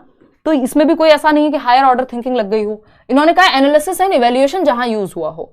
अगर हम ब्लूम टैक्सोनॉमी की बात करें तो हमें पता है कि वो 6 लेवल्स की बात करते हैं। नॉलेज, यानी जहां पे सिर्फ आपको चीजें याद रखनी होनी चाहिए, डेफिनेशन है, कोई रिकॉल बेस्ड चीजें हैं, है ना, पूछा जाए भारत की राजधानी तो आपका नॉलेज बेस्ड हो जाएगा। फिर कॉम्प्रिहेंशन, कोई चीज आपको समझनी है अगर, है ना, समझ के लेवल पे कोई चीज समझ आ गई। फिर हम कहते हैं एप्लीकेशन, 2 दूनी 4 होते हैं, इसको आप दुकान पे जाके कोई सामान ले आए तो ये एप्लीकेशन हो गया, ठीक है। फिर आता है एनालिसिस, कि अब आप विश्लेषण कर पाए दो चीजों में क्या अंतर है, उसके बीच की चीजों को डीप में देख पाए, एनालाइज कर पाए। फिर आता है आपका सिंथेसिस, यानी अपने मन से कुछ नया क्रिएट भी कर पाए, जोड़ पाए चीजों को। एनालिसिस में तोड़ते हैं हम कि फेल हुए तो क्यों हुए, किस सब्जेक्ट में नंबर कम आए, ये एनालिसिस है, क्यों आए वो एनालिसिस है। सिंथेसिस, कुछ नया क्रिएट करना, कोई किताब लिख दी आपने। फिर है आपका इवैल्यूएशन, ये पुरानी टैक्सोनॉमी है, ब्लूम की टैक्सोनॉमी है ये, है ना, ब्लूम्स टैक्सोनॉमी, यूट्यूब पे कराया भी हुआ है, बट ये ज्यादा डीप में तो नहीं आता, आपको बेसिक पता होना चाहिए। ये ब्लूम टैक्सोनॉमी का भी एक कॉग्निटिव एस्पेक्ट है, ठीक है ना। तो अगर हम देखें यहाँ पे तो सिंथेसिस आज की डेट में सबसे ऊपर है, जिसको क्रिएटिंग कह दिया गया है, और इवैल्यूएशन उसके नीचे है। इवैल्यूएशन में हम जजमेंट क्रिएट करते हैं कि कितने नंबर आए, क्यों आए, क्या इसका रीजन है, ठीक है ना। तो इनको, ये जो ऊपर के 3 हैं जिनको हम एनालिसिस, सिंथेसिस और इवैल्यूएशन कहते हैं, इनको हॉट्स कहा जाता है, हायर ऑर्डर थिंकिंग स्किल्स, जिसमें ज्यादा दिमाग इस्तेमाल में लाया जाएगा बच्चे का। जो गिफ्टेड बच्चे होते हैं उनको इस तरह के क्वेश्चंस हम देते हैं करने को, जिसमें ज्यादा दिमाग का इस्तेमाल हो।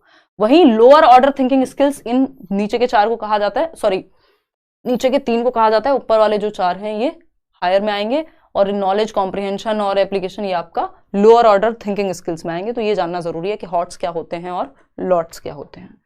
चलिए खैर आगे बढ़ते हैं लास्ट क्वेश्चन पे आज के लिए। आसान सा सवाल आखिरी में आपके लिए रखा है, आखिर में देखिएगा। क्वेश्चन नंबर 30 है, कितने नंबर आपके आए, कितने क्वेश्चन सही हुए वो भी बताइएगा अंत में।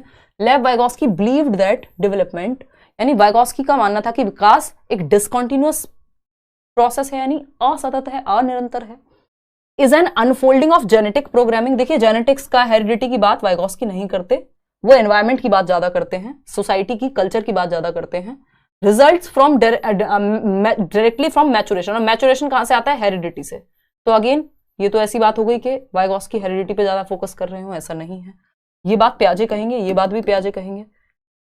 Results directly from social interaction, ये बात एकदम सही है कि इनका मानना है कि जो संज्ञानात्मक विकास है, जो आपका डेवलपमेंट है, वो समाज के साथ इंटरेक्ट करने में, जो आप बड़ों के साथ कोई काम सीख रहे हैं, इंटरेक्ट कर रहे हैं, चर्चा कर रहे हैं, तो सोशल इंटरेक्शन से या सोसाइटी और कल्चर के साथ घुलने मिलने से विकास होता है, ठीक है ना। इस डिसकॉन्टिन्यूअस नहीं हो सकता, क्योंकि इनके अनुसार विकास कॉन्टिन्यूअस है। इन्होंने कोई स्टेज नहीं दी डेवलपमेंट की, एज को ये ज्यादा महत्व देते नहीं है, किसी भी एज में कुछ भी आप सीख जाएंगे।